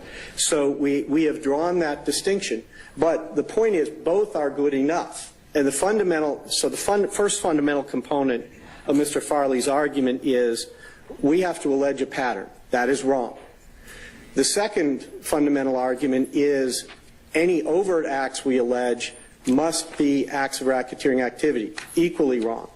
The third argument that he alleges is that, or that he asserts, is that there has to be an overt act, he says, consisting of a pattern. We've already taken care of that one. But that there has to be an overt act by Mr. Farley. Again, equally wrong. overt act can be by any conspirator. That's exactly what the statute says, and that any conspirator commit an overt act in furtherance of the conspiracy. Pasha v. State, which we cited, makes this point perfectly clear. So does Whaley v. State, which we've also cited. As Whaley said, it has the basic principle of conspiracy, which we've talked about in various motions during the course of this, but Pasha says that each actor in a conspiracy is responsible for the overt actions undertaken by all the other co-conspirators in furtherance of the conspiracy. Those 191 overt acts, those are all Mr. Farley's in a conspiracy case. Okay? Whaley says the same thing. A conspirator is responsible for his own racketeering activity and that of his co-conspirators. Whaley went on to say, this means that everything said, written, or done by any of the conspirators in execution or furtherance of the common purpose is deemed to have been said, done, or written by each of them. So this parsing that Mr. Farley's trying to engage into fails at its inception. He got the wrong requirement when he says pattern. He's got the wrong requirement when he says racketeering activity. And he's got the wrong requirement when he says it all has to be engaged in by Mr. Farley. This case would survive general demurrer if you wiped out every single overt act specifically alleged to have been committed by Mr. Farley. It would still survive general demurrer because he could not admit the allegations and still be innocent. For that reason, the general demurrer should be overruled. And, Your Honor, I have a question. What about the issue of the special demurrer? Well, he hasn't, at least here, asserted any argument. He began by saying this is a general demurrer, and he hasn't asserted an argument relative to the special demurrer. If he had, it wouldn't work for the reason that the indictment is very detailed. You know, one of the things that sort of becomes a hallmark of cases like this is that one defendant gets up and complains about how long the indictment is, and the next defendant gets up and complains that the indictment doesn't have enough detail about him. But you know, we've set forth the standard for special demurrers in the brief. Sanders v. State, a 2022 Supreme Court decision, says that, and it basically says, while Sanders may desire greater detail about how the conspiracy resulted in Singletary's death, it is not required that the indictment give every detail of the crime. A pause, because I'm not quoting anymore. That is particularly true in a conspiracy case where the state is not required to allege the details of overts and where the overts need not be crimes themselves. They can actually be lawful acts as long as they promote the objective of the conspiracy. Here we have many that are unlawful and constitute racketeering activity. We have others that are unlawful but are not within the definition of racketeering activity. And then we have a third category that are just overts. All of those can be found within the 191. But as Sanders went on to say, instead, the additional detail desired by Sanders may be supplemented by the pretrial discovery he receives and any investigation counsel conducts. Every detail need not be in it. They have to be sufficient to assert a plea of former jeopardy and sufficient to be able to defend. The Supreme Court dealt with this in Kimbrough. This is an argument that's coming in a couple more motions about the nexus argument. The Supreme Court basically said, you don't need to plead everything. We don't need pages and pages. We're not requiring pages and pages. You just have to have something. We have a lot more than that something here. We have dates, names, places, names of victims. It is set forth in a chronological order. Where there are multiple actors involved in the overt act, we have alleged who those people are by name. That is more than sufficient details to survive a special demurrer, Your Honor. Okay, all right. I'll pause just a second, and I'll let you come back up and argue the motion to sever the counts, and then his motion to sever his defendant, and then constitutionality. Okay. Okay. Okay. You want to come back to the other demurrers? Yeah. Just unless you want to address them right now. Your Honor, I'm at your pleasure. Your Honor, that was only in year one. I titled it amended special and general because that was my original consolidated motions, but that was amended as just a general in your, and I didn't even argue 2 through 7. But I do want to address his arguments about this general. And Judge, just one moment, because we have our own demurrers, but these counts relate to Mr. Nichols, Mr. Stillwell, as well, and the overlaps. So I want to adopt, at least insofar as an argument is concerned, some of them relate to, specifically to Mr. Farley, but to the content of the indictment itself. I would reserve my right to respectfully disagree with Mr. Floyd in what he has said, because they have pled, by the way, a pattern of racketeering activity. And if that ain't what they mean, then they shouldn't have pled it, number one. Number two, conspiracy is a specific intent crime. You have to specifically intend to commit the underlying predicate felony, which includes a pattern of racketeering activity. You have to have that specific intent. So I want to adopt and reserve, because some of these things relate specifically to Mr. Farley. Thank you, Mr. Harvey. On behalf of Mr. Stillwell, I too would like to adopt and echo the sentiments of Mr. Harvey and Mr. Nichols. Your Honor, I don't think you're inviting argument on those motions separately, but I can address it if you want. But I'll just point out that if we have in fact pled a pattern, that's the end of that motion. And Your Honor, it's just not.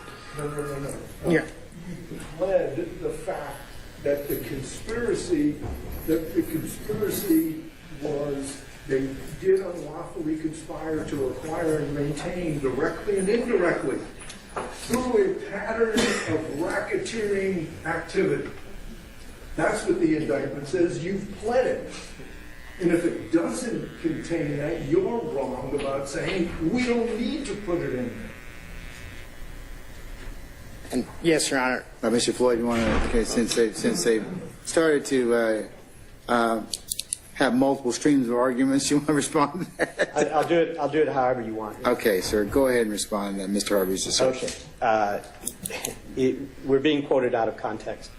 The objective of the conspiracy entails the commission of a pattern of racketeering activity.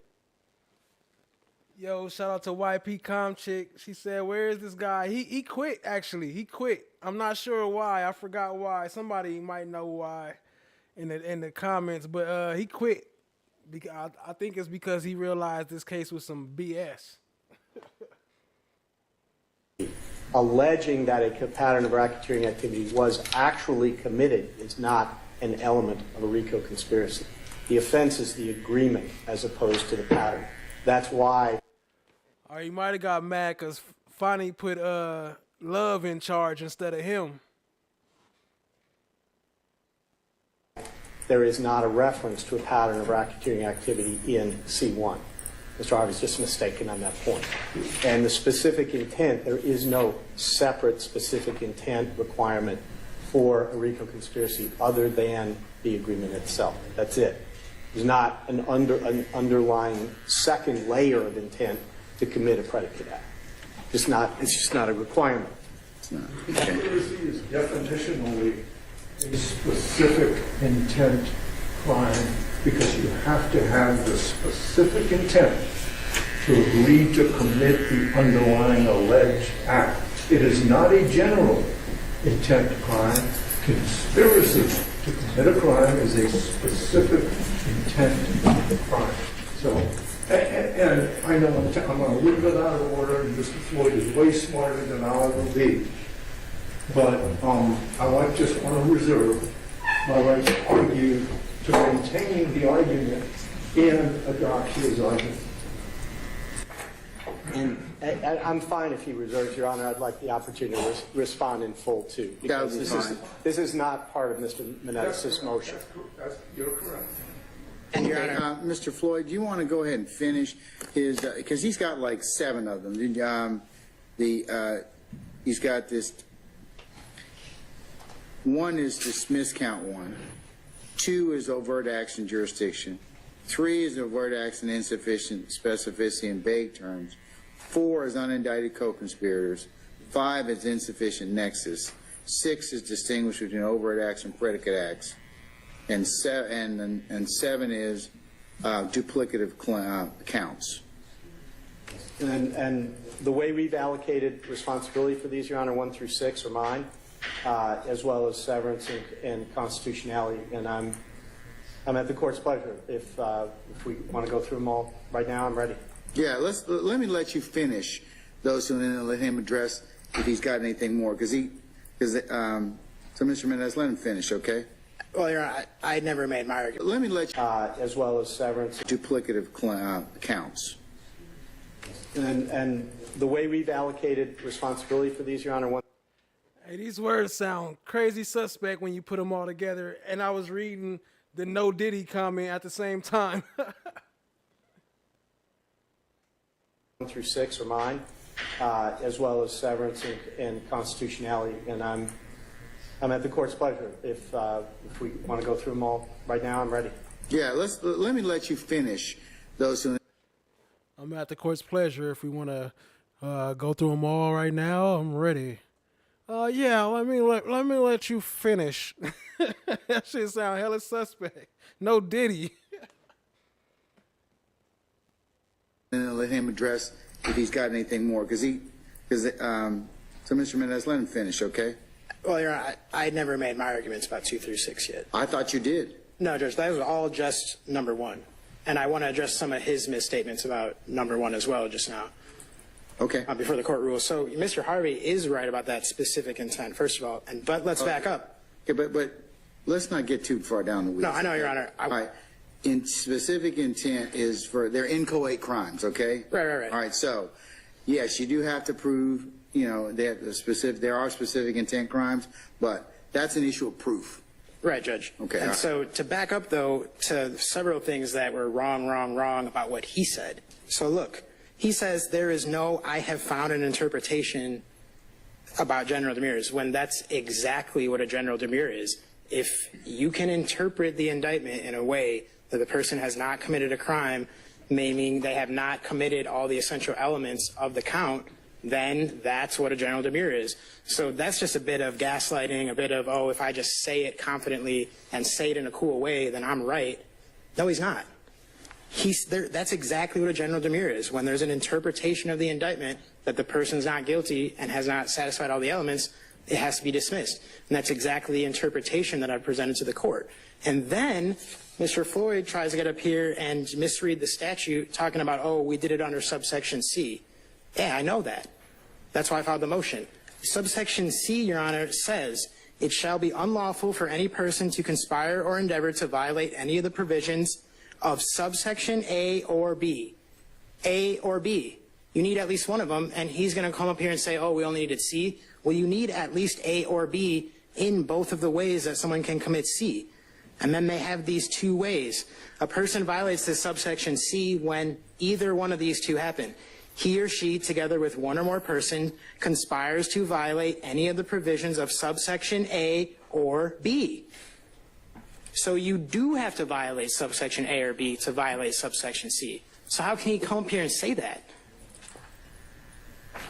Or let's look at the other way then. Number 2, subsection C2. He or she endeavors to violate any of the provisions of subsection A or B of this code section. And both A and B have the word pattern in it, and pattern is defined in the statute as 2 or more, and they've only alleged 1 against Mr. Farley. And so the way this indictment can be interpreted is dismissed by general demur. And just because they can present the court with their interpretation, that's not enough.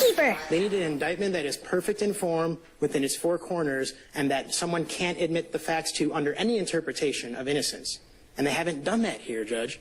They've alleged it the way they alleged it. and that's on them. And as it pertains to just Mr. Farley, because only 2 of those acts are actual acts of racketeering alleged, and they're both the same act, that's why it's dismissed by a general demurrer.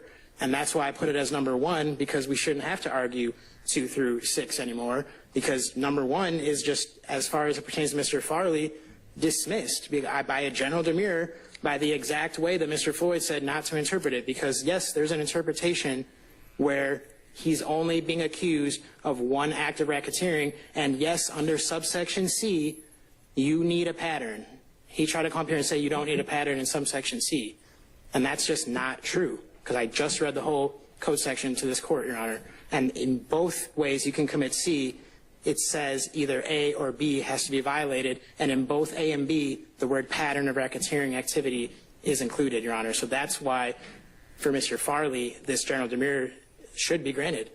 And so I can go on to the rest of my demurrers, but I'll wait the court's ruling on the first one to see if we even need to go there. All right, go ahead. 4 cases, Your Honor. United States v. Brown, 11th Circuit, 2007. Defendant may violate RICO's conspiracy provision even if he did not commit a substantive violation of RICO. United States v. Alonzo, 11th Circuit, 1984. Defendant may be guilty of a RICO conspiracy violation even if he did not commit the substantive acts that would constitute violations of subsections A or B. United States v. Salinas, Supreme Court of the United States. Defendant can be guilty of violating RICO conspiracy without violating a substantive provision. Cotman v. State, one of the APS cases, defendant was found guilty of RICO conspiracy without proof of a substantive violation of A or B. And Your Honor, can is different than shall. Yeah, you can, but not with this one because of the way they wrote it. Okay. I'm going to deny your motion, Mr. Menez, as it pertains to dismissal of count 1. You have any other further argument on overt acts? Yes, Judge. All right, let's go. My second demurrer is a special demurrer. Oh, no, sorry, Your Honor. The second one has to do with a jurisdictional argument. Because, Your Honor, if you follow some of the same things I articulated first about the indictment, you see that there are, in Part 3, certain overt acts that I believe... Not sure why my picture popping up, but that's from Steph JK. Appreciate you for the membership, family. Whoever got that membership, please say thank you to Steph JK. We appreciate you. Under general demurrer needs to be dismissed against Mr. Farley because they don't allege where exactly it was committed.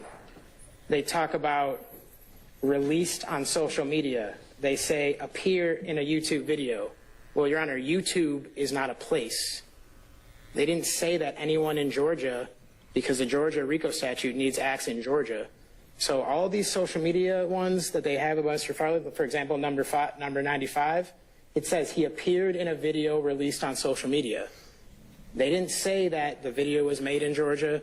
They didn't say that anyone in Georgia saw it. They just said that it was released on social media. And same thing with 103, Your Honor. They say that he appeared in a YouTube video. They don't say a YouTube video in Georgia. They don't say that anyone in Georgia saw the video. And so, Your Honor, that's the same for 110, 120, 132, and 141. 132 is a little different. It talks about engaging the conversation. But again, Your Honor, they say that Mr. Farley engaged in a conversation, which, by the way, is actually his clothing Instagram account as part of like a massive group message, and he doesn't even respond to it. So I don't know how that's engaging in a conversation with Mr. Williams. That's not how I define engaging in a conversation, but I'll move on from that, Judge. Regardless, it doesn't say where that conversation took place. Instagram is not a place. Instagram is not in Georgia. So they should have alleged that that these people were in Georgia when they engaged in this conversation. Again, Your Honor, number 141, a photo released on social media displaying tattoos. Does not say those tattoos were seen on social media by anyone in Georgia, or that he's ever been in Georgia, or that those tattoos were made in Georgia. And we don't get to consider everything we know. For general demurrer, we look at just the 4 corners of the indictment. So, Your Honor, going to my authority and argument part, there's federal case law about this, Your Honor. It's Butte Mining which is 76 F3D 287 291. That's out of the 9th Circuit. How about the 11th Circuit or United States Supreme Court? That would be more persuasive to me. Well, Your Honor, yeah, I'm using the interpretation of the federal statute. Georgia, though.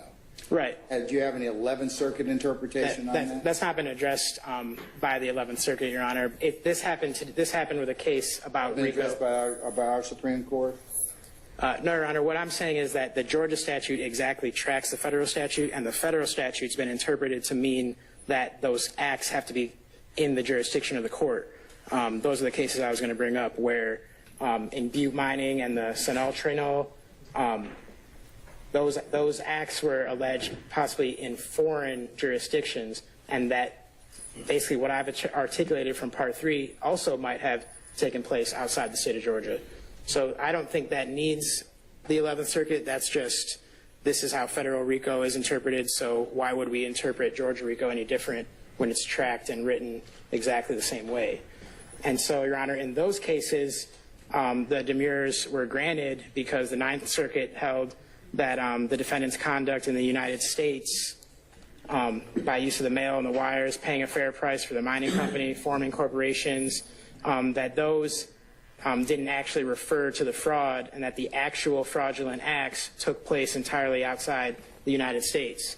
And so here, there's an open interpretation that these acts, putting something on YouTube, appearing on social media, engaging in conversation, those acts could have occurred outside of Georgia, and nothing specifically alleges them to have occurred inside Georgia.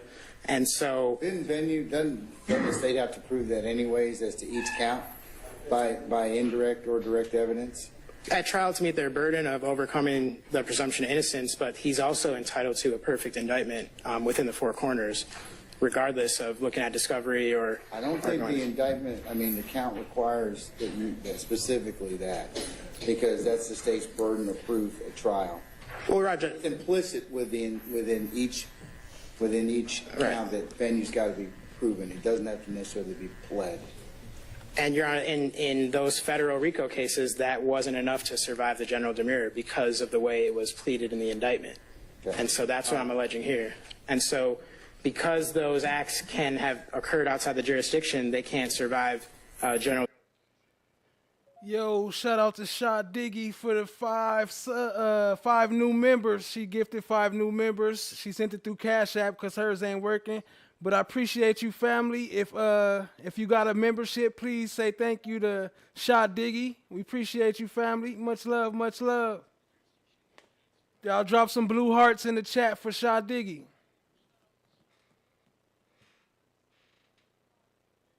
So those. Well, we don't know if they have occurred outside the jurisdiction, do we? Right, Your Honor. We would have known that had they said appeared in a YouTube video seen by people in Georgia. It would be that simple, but they didn't do that. So that's why those overt acts, Your Honor, and there is case law about demurrers applying to actually individual overt acts as well, not just the entire conspiracy. And I have that, Your Honor, in my motion as well. That's Ralston v. Cox. They talked about... Okay, that seems to occur. You seem to be arguing overt acts in jurisdiction and insufficient specificity and vague terms. Is that what you're kind of... That's the next one, Judge. I'm still on the second one, which is the jurisdictional argument about those overt acts. Because Ralston v. Cox, you can actually demur to the overt acts, because in that case...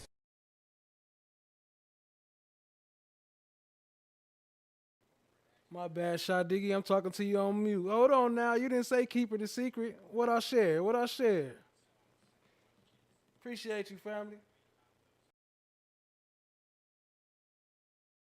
Lower court sustained the demurrer to counts 2 and 3 and to the overt act number 3 of count 1. So I included that just to say that this court has the authority to address demurrers based on just the overt act. It doesn't have to be the entire count. So that's what I'm asking the court to do. Because the court has denied my previous demurrer, I'm asking the court to narrow down the indictment to take out these, what I believe are general demurrable things because of the jurisdiction argument. And so those overt acts, because they can be committed outside of Georgia, just don't survive general demur. And that's much different than, I understand what Your Honor is saying about they don't have to prove venue, like they don't have to say. Oh, you talking about the loading, my bad. Yo, Shot Diggy, I'm not saying it's your phone. Yo, on my computer, it don't work either. I tried to do it from my computer first, but it wouldn't let me do it, so I had to hop on my other phone. So, appreciate you, family. She said, why you put my business out there? In the exact count 55, murder, Schmel drinks in Georgia, but the entire indictment talks about, this is a Georgia conspiracy. But just like in Butte Mining and the Coca-Cola case and the Sunol Trail cases that I cited, in those cases, it was a federal United States conspiracy, but those, overt acts that were outside the jurisdiction possibly could not survive. And welcome to all the new members. Appreciate y'all, family. General demur, Your Honor. So that's what I'm asking here. It would have been simple to just say what exactly the overt act is doing, because in the other ones, like when you say murder, Schmel drinks, we can assume that happened in Georgia because it says honor about in this and that. But it doesn't say that the YouTube video was seen by anyone outside Georgia. That's the problem that's missing, Your Honor. And it doesn't allege that it was created in Georgia. The act they're alleging is appearing on social media. And so that's what I contend to this court, is that you can appear on social media outside the jurisdiction, and that would have easily been solved if they would have just wrote seen by people in Georgia. I think, it's like a tree falling in the forest type of thing. Like, you can allege that he appeared on it, but then you also have to allege that it was seen. Otherwise, it's not an overt act. Thank you. Mr. Floyd? Yes, briefly, Your Honor. I am at a loss for this it has to be seen argument. I mean, Mr. Farley is basically coming up with every requirement you can possibly think of and throwing them out as though they're in the statute or they're in a case. They're not. The reference to the Cox case, Cox is a former Fifth Circuit case from 1941, 29 years before the federal statute was enacted, 39 years before the Georgia statute was enacted. Whatever else, and a civil case at that, whatever else it has to do with, it doesn't have anything to do with a demurrer to Georgia RICO. Most of the cases he cites are civil cases, not criminal cases. Different standards of pleading. The indictment on page 12 alleges that the crime took place in Fulton County, Georgia. Just to begin with. It's right there. Second, the text of OCGA 1614.3 sub 5, which is the definition of racketeering activity, makes it abundantly clear that acts committed outside Georgia, and in fact outside the United States, can be acts of racketeering activity or overt acts for purposes of Georgia RICO. It incorporates 3 categories of conduct. The first category we don't have to spend a lot of time on because those are specific violations of Georgia law, right? And that's the overwhelming majority of what we're talking about here. Second, it incorporates the full definition, the entire definition of racketeering activity from federal RICO. So those are all federal offenses that can occur any place in the United States or any place in the extraterritorial jurisdiction of the United States. For example, one of those offenses is killing a United States citizen outside the territory of the United States because they're a United States citizen. So by its nature, it couldn't even happen within U.S. territory. It's still an act of racketeering activity, right? And then just in case there was any doubt, there's a category of 12 generic acts: murder, arson, kidnapping, obstruction of justice are a few examples. Thanks for the sub, Memphis. Appreciate you. That are in violation of federal law, the law of any state, or the law of any United States territory, punishable by more than 1 year in prison. So the intent of the General Assembly to incorporate such activity is very clear. We're not talking about things that happen outside the state of Georgia anyway. We didn't allege they happened outside the state of Georgia, but if they did, it wouldn't make a difference. On top of that, there's the Overton case, which we cited in our brief, which is not mentioned by Mr. Farley. Overton is a Georgia RICO conspiracy case out of Richmond County where a significant part of the racketeering activity that occurred in the state of South Carolina. Obviously, we all know Augusta's on the Savannah River. There was a kidnapping on the Georgia side. The victim, unfortunately, was transported across to the South Carolina side. He was locked in the trunk. The car was set on fire. He died. Okay. Act of kidnapping, Georgia. Act of murder, South Carolina. Yeah, if y'all on iPhones, y'all know iPhones don't play well with YouTube, so, and I guess computers don't either, because it be tripping from my computer too. But it let me donate to Cat Not Williams from my computer.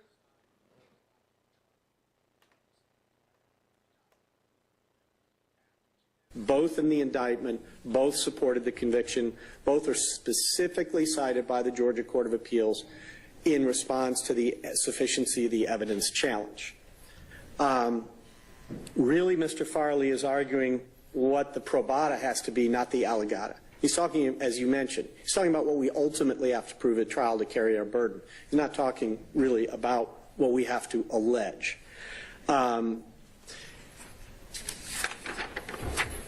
But the sense that there is some possibility that an act occurred outside the state of Georgia because the state did not specifically allege that it occurred inside.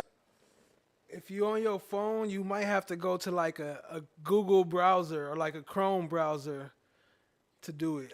I'm not sure, but I'm just guessing.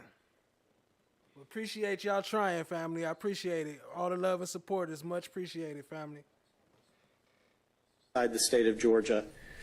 I don't know how that has any impact at all in a conspiracy case where the state has alleged the conspiracy violation occurred here. And the argument that anything that happens outside the state is automatically excluded simply does not fit with the statutory text. All right. As it pertains to special and general murder, 2 overt acts in jurisdiction, this court will deny the defendant's motion. All right, Mr. Menendez, number 3, overt acts and insufficient specificity of vague terms. Yes, Judge. This is just special demurrer as to several parts of the indictment.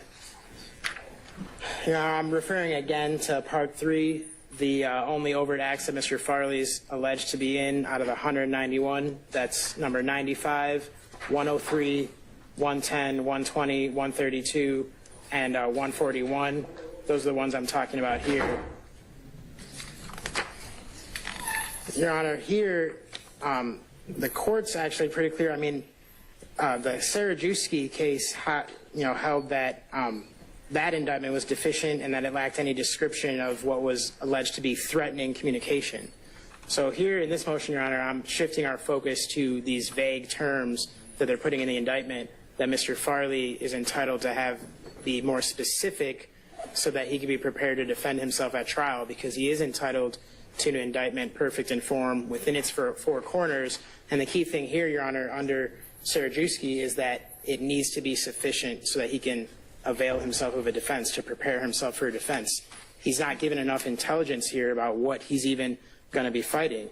So just like when Sarajewski dismissed that count for threatening communication or endeavor to impede, that's what I'm arguing here, Your Honor. There's also the DEP case that didn't survive a special demurrer. That had the term intimidation being insufficiently specific. So, Your Honor, each of these overt acts, except for 173 and 176, do contain terms that are so vague that we can't possibly prepare our defense intelligently within the 4 corners of the indictment, Your Honor. And he can't be sufficiently apprised of what he's going to be prepared to meet at trial. 173 and 176, I do concede, okay, those are specific enough. It talks about shooting a person with a gun. That shooting with a gun, that can't be committed in any other kind of way.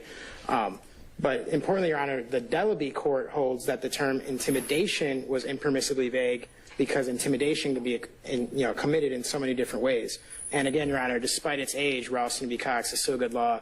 It's an example where the court has the authority to demur specific overt acts of conspiracies, not just whole conspiracy. And so, Your Honor, now I want to go to each of these acts and the allegations and how they're vague. So number 95, again, appearing in a video released on social media, doesn't say what that means. What do you mean appear in a video? And just the proof of what I'm saying, Your Honor, is the way it's been talked about at different points during this case in the proffers. Appear in a video, appearing. It also might have been part of my channel. I've been on low-key punishment. That's why a lot of my videos drop views, but I can't talk about it because then I get in more trouble. So, but it might have something to do with that. But I just got cleared up today, so maybe in the future it'll start working better. But I did get the email that I am official again, you know what I'm saying, today. They have my videos on block. I got the proof. But anyway, I'll get into that later. That's another day, another time. Appreciate y'all, family. Find enough, just like in Delaby and just like in Sarajewski, where those things were not sufficiently defined. Here, I would argue to the court, we have terms that are even more vague than the terms in those courts which didn't withstand a special demur. And I know the state's going to cite the case law that, we just have to track the language of the statute, but that's only the first part. It's a two-part analysis. They have to track the language of the statute, but they still have to sufficiently appraise the defendant of what he's going to be defending himself from. And these vague terms rob us of the chance to do that, Your Honor, and so that's why those overt acts should be dismissed by a special demur, because they are impermissibly vague. All right, thank you, sir. All right, Mr. Floyd? Yes, Your Honor.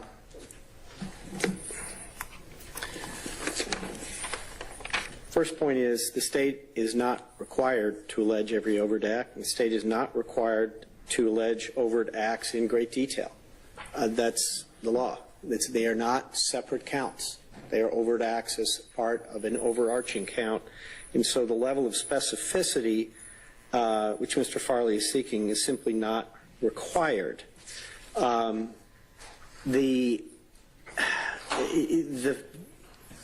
can only say it strikes me as feigned confusion here. As to each of these acts, the state has alleged the specific date.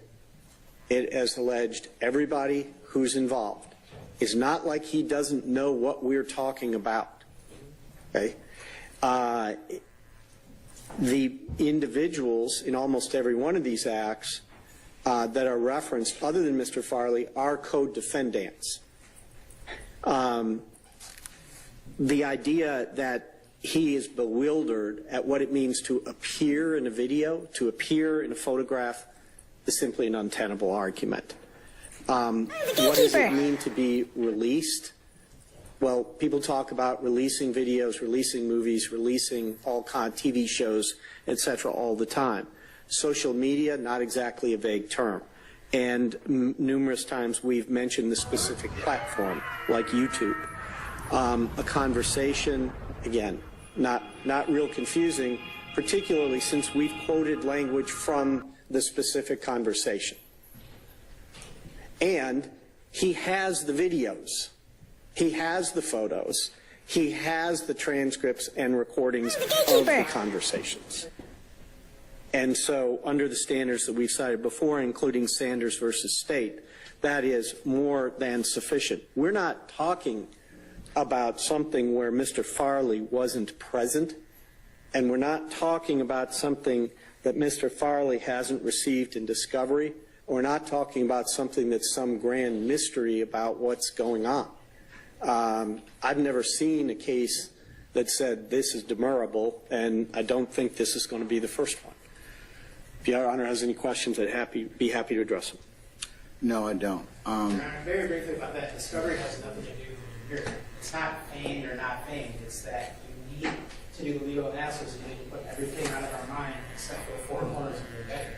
Case law is very clear about that. So it doesn't matter that I've seen the videos. He's entitled to indictment, perfect and form within his four corners to sufficiently appraise himself. So all that extra stuff is actually not part of the court's analysis. It needs to be restricted to the indictment itself only.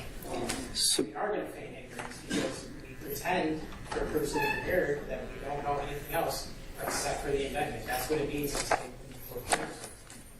Your Honor, Sanders versus State, unanimous decision, Georgia Supreme Court, 2022. The additional detail desired by Sanders may be supplemented by the pretrial discovery he receives and any investigation or counsel conducts. All right. I'm going to deny your motion in regards to General Demers, Special and General Demers 3, overt acts and insufficient specificity of vague terms. Let's move on to the issue involving unindicted co-conspirators, Mr. Menendez. Okay, thank you, Judge. And the last three are actually very short and straightforward. I can probably do all three. That'd be fine. Okay. Unindicted co-conspirators, insufficient nexus, and distinguishment between overt and predicate acts. Yes, Judge. Those are the same arguments under special demurrer that he's entitled to an indictment, perfect in form, that within its four corners puts him on notice of what he's going to defend himself against. The way that fails in this regard is that they just say in the indictment that Mr. Farley and the other co-defendants, together with unindicted co-conspirators, did these things. Well, for the indictment to be perfect in substance and form within its four corners, they need to say who the co-conspirators are. So that is the substance of this motion, Your Honor, merely that it doesn't withstand a special demurrer because it includes these unindicted co-conspirators without telling us anything about them or who they are. So that's that one. Number 5, Your Honor, it's just an insufficient nexus because under Schiffels v. Kemper Financial Services, which again, yeah, it's a civil case, but that's something unique about RICO is that it does have a civil component and a criminal one. And there's no difference in how those are decided. There's a difference at trial of what their burden is, either preponderance or beyond reasonable doubt. But as far as demurrers, there is no difference, and there is a civil application of RICO. And in that application, Schiffels v. Kemper Financial Services, they say that to allege a conspiracy to violate Georgia RICO, the state would have to plead that each defendant knowingly agreed to conduct the affairs of a particular enterprise, and that each conspirator agreed to the commission of the predicate acts, and that each defendant knew that those predicate acts were part of a pattern of racketeering. So how can I do that when I don't know who these supposed unindicted co-conspirators are? So, Your Honor, again, under Schiffels, it says conclusory allegations of conspiracy are not sufficient to allege a criminal act under OCGA 16-4-14 and 16-14-8. Rather, the state must allege facts from which one can infer each defendant's agreement to violate the laws the state contends constitute the racketeering activity. So, Your Honor, for those reasons, it can't survive a special demurrer to have an indictment that says unindicted co-conspirators. How are you on notice about what attorney you want to have? Oh, I'm so fucking nasty. Come on, Treva. Give me shit. Oh, ass, Treva. Beat down, Treva. Ain't no on time. Come on, Treva. Let go, Treva. Oh, I'm so fucking nasty. Come on. So Shadiggy just sent me some clips of Treva fighting. Only one of them loaded right now. This the only one, but I guess Treva just got in the fight.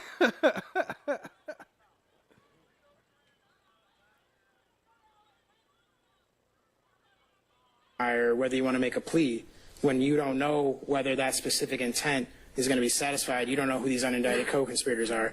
That's a pretty simple thing, Your Honor. I think that line, unindicted co-conspirators, either needs to be removed or needs to be re-indicted to tell us who those unindicted co-conspirators are. As far as insufficient nexus, Your Honor, so for y'all who didn't know who that was, that's Treva. That's YoungThug ex-girlfriend, the one who they say all this started over between her and Shell Kell. That was her. that's the one I was just talking about before that the allegations need to allege facts to infer that each defendant's agreement to violate the laws. That was actually, I was talking about the nexus, Judge, my bad. There, they don't allege that, Your Honor. So the nexus between the enterprise and the conspiracy is insufficient by this indictment.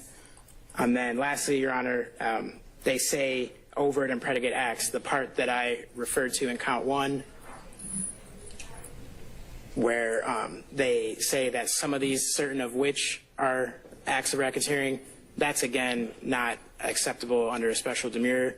They need to say which are the overt acts and which are the predicate acts. They can't just list them and then say certain of these are acts of racketeering. They need to say these are the acts of racketeering, these are the overt acts that aren't. Because otherwise, how do I know which one they mean is which? So those 3, Judge. Insufficient nexus, that applies to the entire count 1. But as far as the distinguishing between overt and predicate acts and unindicted co-conspirators, that's just something that also needs to be included, Your Honor. All right, sir. Mr. Floyd? Yes, Your Honor. So we have unindicted co-conspirators, insufficient nexus, and distinguishment between overt and predicate acts. Yes, sir. And then we'll move on. I think Mr. Menendez, you haven't dealt with duplicative counts. Oh, Your Honor, I think Mr. Floyd's got a different colleague. I'll handle that response. Okay, all right, okay. All right. So on number 4, Your Honor, unindicted co-conspirators, no case cited by Mr. Farley that says we're required to identify those, and kind of misses the fact that they are unindicted. And there's a problem with identifying individuals who are unindicted in an indictment because they don't have the I got a couple more clips on my phone, but for some reason they're not pulling up on my computer. ability to come in and demur or otherwise seek relief. Their reputation can be devastated, but they don't have standing to come in and do that. That is why it presents, I can't say it never happens, but that is why the state and also the federal government are very reluctant to do that. And you see things like unindicted co-conspirator A or unindicted co-conspirator 1 referred to in indictments because that person doesn't have a chance to come in and respond. They're not a party. There are some jurisdictions that suggest it may be unethical to do so. That's not a universal rule, it's a practice, but it makes sense. Second, we've identified all unindicted co-conspirators who are known to us in discovery. We haven't held anything back on that. As far as insufficient nexus, the case is charged in the language of the statute, and it specifically references the nexus. And all nexus is a connection. There has to be some kind of relationship. Kimbrough is the controlling case on this, unanimous Georgia Supreme Court case written by Justice Peterson. And it basically says it doesn't take much and gives a number of examples. We have specifically alleged they conspired to associate together and with others for the common purposes of illegally obtaining money and property through a pattern of racketeering activity and conducting and participating in the enterprise through a pattern of racketeering activity. That's exactly what a nexus is. And that is more than sufficient under Kimbrough. We then go on to give specific examples of what was done, such as preserving, protecting, and enhancing the reputation, power, and territory of the enterprise through acts of racketeering activity, including murder, assault, and threats of violence. That money, weapons, and other property were obtained through acts of racketeering activity, including robbery, theft, and the unlawful sale and distribution of drugs.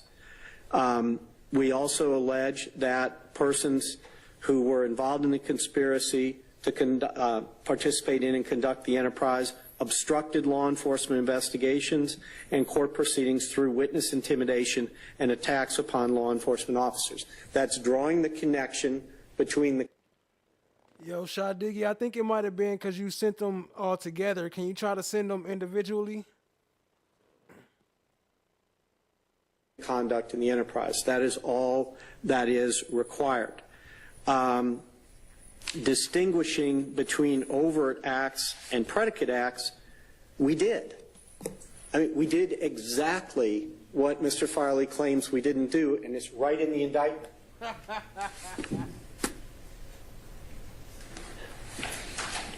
It's a key dramatic moment when the screen went dead black on me as I picked, I'll just show as I my picked face it up. when I hit 5,000 subscribers. Your Honor, Maybe. I'll just start with Act 1, and I'll blessedly stop with Act 1 because there's 191 of them.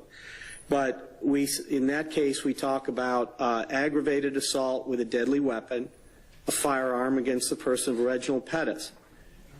Go through the allegation. In violation of Georgia law pursuant to 16.521, which is an act of racketeering activity under OCGA 16.4.3 sub 5a little v, and an overt act in furtherance of the conspiracy. Where it is both, we say exactly that. We do it over 70 times. Where it is only an overt act, we do not make the reference to the underlying incorporating provision from RICO. An example of that is number 7, which involves Mr. Murphy. We consistently did that throughout the indictment. That's exactly what he's complaining of. The thing he says is missing is there. Okay.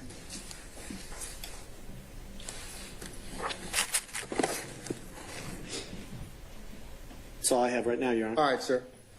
In terms of Can I tag along to the first part of that with the unindicted co-conspirators, not the other ones, but I do have a similarly situated motion with regard to the identity of unindicted co-conspirators. And the indictment does say the defendant conspired to associate together and with others. Doesn't say what who the others are, and we can argue this at a separate time. I have no problem with that, but I do want to say, in contradiction to what Mr. Floyd said, that we routinely file motions for the names and identities of unindicted co-conspirators. They may not be put in the indictment, but we routinely are provided with a list of unindicted co-conspirators because we all are entitled to know who we have conspired with, number one, and whose statements may or may not be able to be used against us under 801 D2E.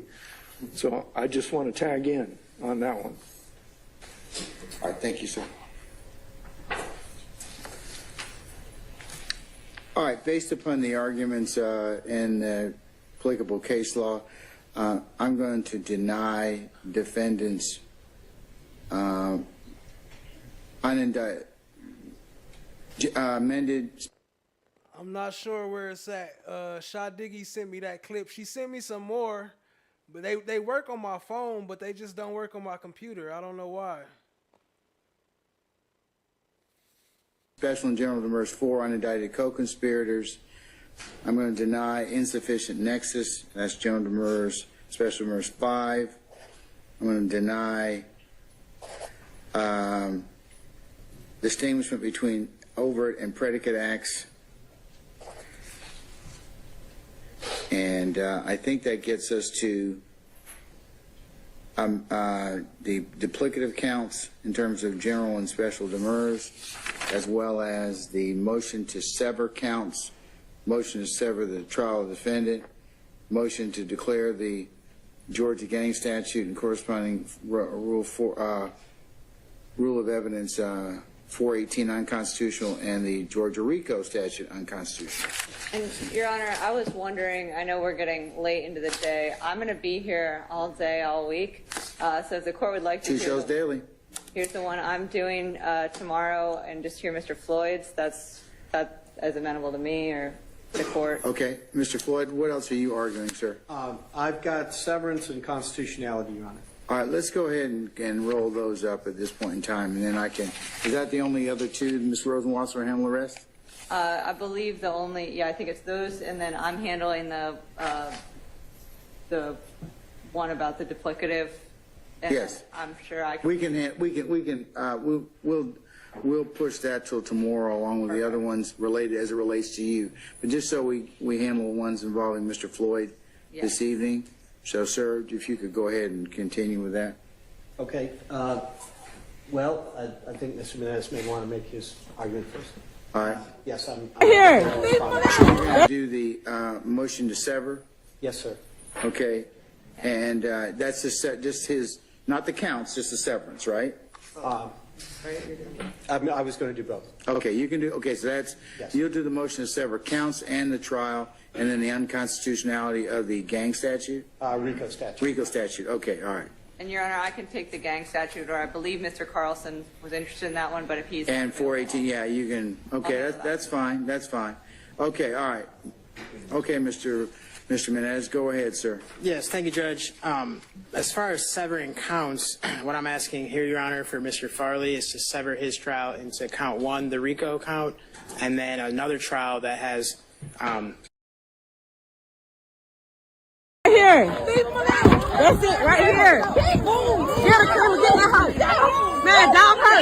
Yeah, like you ask you motherfucker should. Ask you should.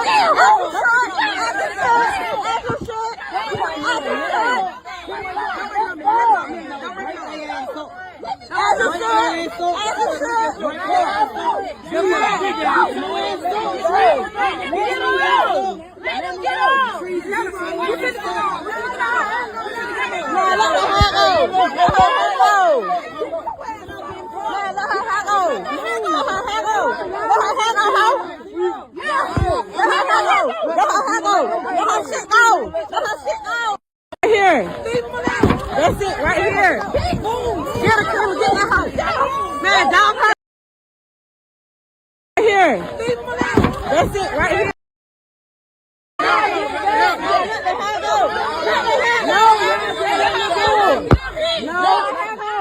Let the heck go. I got a pajamas. My daddy's out of my y'all band up. Y'all get him out. Let him out. Yeah, you're right. She want that shit. She want that shit.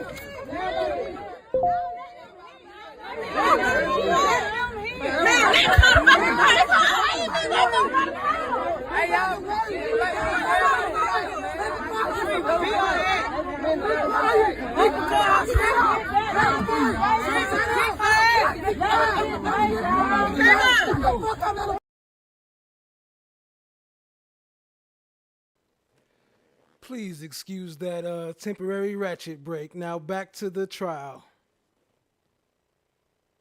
Again, that's Treva, YoungThug ex-girlfriend, that supposedly might be part of the reason all this whole thing started, this whole YSL trial. She out there fighting. The other counts that he's alleged to be in, which is 49, 50, 51, and 54.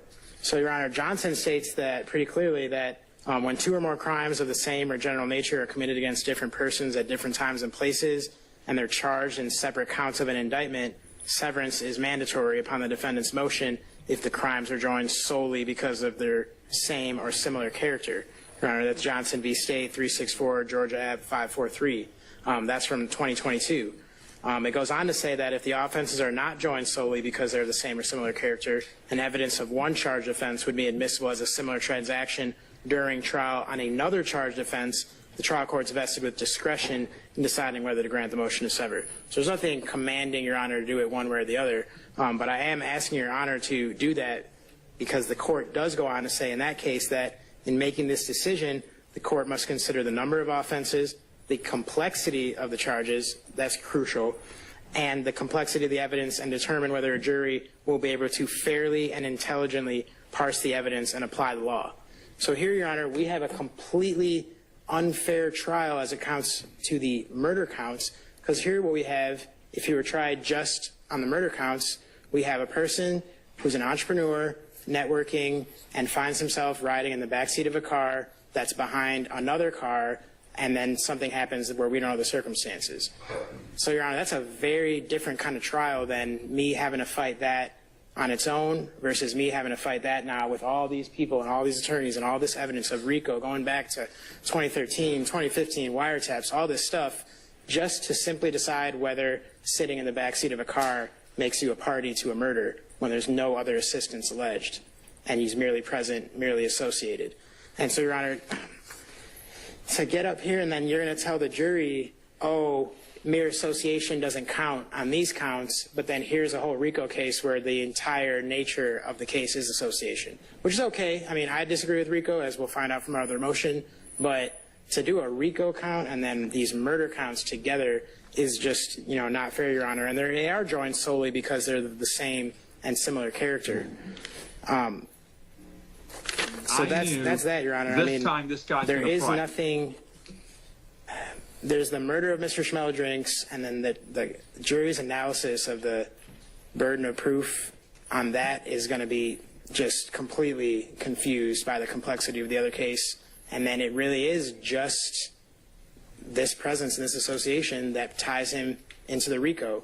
So under Johnson, Your Honor, I'm just asking this court to sever count 1 from the rest of the counts just for Mr. Farley. All right. Go ahead and argue the rest of the, that's your motion to sever counts. What about the trial? And then you can deal with the gang statute, your argument on the gang statute and the RICO statute. Yes, Judge. So admittedly, this motion to sever the trials is a lot stronger, and I do think it's less discretionary and leads, if we don't sever it, to a situation where Mr. Farley's rights are just completely trashed. So, for example, the biggest reason, Your Honor, is because there's so much evidence admitted against one co-defendant that wouldn't be admitted against him. Okay, but what I think is the strongest argument, Your Honor, is just the scale of this. We've had all these pretrial hearings about how it's going to take 6 to 9 months. And so, Your Honor, to have a defendant like Mr. Farley, who doesn't have the resources like some of the other defendants, who we now see still don't have an attorney, Your Honor. So I think the proof is right behind me how difficult it is for someone to hire an attorney of their choosing, free of conflict, which is his right under the Sixth Amendment. He has a right under the Sixth Amendment to an attorney of his choosing, free of conflict. Had it not been for me agreeing to do the case, that would be impossible. And that's impossible for a lot of the co-defendants, Your Honor. We've seen that. When you try 28 people at once, you're like taking up all the private attorneys of the city that you live in, and you're asking that private attorney who has had to go through years of training, hundreds of thousands of dollars of education, and now these clients essentially rent us out for their advocacy. And that's just not fair, Your Honor. It's like, oh, you're going to go to the prom, we're going to rent you a limo, but now, oh, actually, this prom is going to last 6 to 9 months, and you're going to have to rent a limo every single day. You're going to have to rent out Mr. Menendez to sit there with you every day and pay him by the hour. That's not fair. It's not fair, Judge. So that will be solved by severing the trial of Mr. Farley. That might be fair to some other defendants who are all over the discovery, but Mr. Farley, he's only in like 7 out of the 191 overt acts, and he's only in 4 of the counts. So in that 6 to 9 months, my actual engagement in his advocacy will be a matter of days. It's something we can do in a week and a half. But what the state has done to rob him of his rights under the Sixth Amendment and his rights to due process and his right to be treated equally and not be discriminated against based on wealth or anything else, they've put 28 people together, and then for those people that are in such a small part of the discovery, they've created a situation where you don't get to pick your attorney. You just get to hope that you'll have someone agree to something, even though it might not make sense. And now, look what we have. We have people who are still unable to hire an attorney. And I think part of it is because of this lack of severance. And so, Judge, to force Mr. Farley to sit there with a paid advocate who's not going to do anything for months at a time is not fair, Your Honor. They're essentially picking his attorney for him by saying, oh, you got to have this amount of money or otherwise you can't defend yourself, which is not fair because what he only needs is someone to defend him for a few weeks. And this RICO count, they could easily just prove just those overt acts and the existence of a conspiracy. It's not going to take a long time. They're going to say, oh, you're going to make us redo this RICO conspiracy over and over and over. No, they just got to show what they say is seemingly based on the rulings of my other motions, it's not that hard. A nexus, a few overt acts, a pattern, and that's it. That can be done with just a handful of witnesses in addition to his other counts, Judge, but that should be separate. That way it can be done in like a week, week and a half, and that way Mr. Farley isn't forced to defend himself in the way that he has to resort to because of money and because of this sort of wealth discrimination of accusing this many people at once of something, Your Honor. And so I included other arguments, of course, but those have been articulated by other co-defendants in the past. It's more just for the record. But I do cite some things like Morris v. State, whenever it appears necessary to determine a fair determination of the guilt or innocence of a defendant. To have a fair determination of that, Your Honor, Mr. Farley should have his trial severed so that it can be just a week, week and a half, and then he can have an attorney of his choosing, free of conflict, and he can have his due process and his confrontation under the Fifth and the Sixth Amendments. Okay, let's move on to now the your argument in terms of the gang statute unconstitutionality as well as the RICO statute. Yes, Which one do you want, Your Honor? Constantly. I'm doing RICO. Ms. Rosenwasser is doing gang. Okay, let's see then. I will table Ms. Rosenwasser's one till tomorrow. She's doing the gang statute? Madam? Yes, is that what you're doing? Okay, all right. I'm sorry to interrupt. That's okay. No, that's fine, sir. Okay, then you're doing unconstitutionality of RICO. Yes, sir. All right, handle that for me, please. Let's do that tonight. Yes, Judge. You know, things don't change until they get challenged. Our country has a long history of case law that then realizes, oh, this was wrong, and it just takes someone doing the right thing and challenging that for that determination to even go up to a higher court, Your Honor. So that's why I am objecting to these. Your Honor, just because something has been deemed constitutional in the past just doesn't mean that it is, and I think this case specifically. What's your basis to have for me as the trial judge in this case to have it declared or the unconstitutional? Hasn't our Supreme Court already passed on this issue? Not as it pertains to this exact set of facts. That's why this is distinguishable, Judge. One, the scope of it and the financial aspect, but also the First Amendment aspect. We have several overt acts here that involve artistry, just entrepreneurship, clothing, and that's an unconstitutional application of finding someone accountable criminally for something. You know, I think the state's argument is when those acts, and this is what I guess we'll find out at trial, whether or not those acts are basically admissions. So exactly, Your Honor. So that's something we'll take up at trial. Yes, Judge. And of course, I don't expect the court to rule in my favor on this, but I do want to have it for the record. And you never know. This is a chance to do something cool. And I think it is the right thing, Your Honor. The vagueness as well of the RICO statute. Well, you have to have a good faith basis to challenge the statute. So I think you've raised one. If you're saying that is the issue of the interplay between the First Amendment and clothing, some other things. Yes, that is fine. Yeah. And you certainly are well within your rights, and you wouldn't be a good advocate if you weren't doing that on behalf of your client, okay? Yes, Judge, and just real quick for the record, the other things I put in my motion were the fact that they're able to put so much evidence in the indictment itself is unconstitutional. We don't get to do that for any other allegation.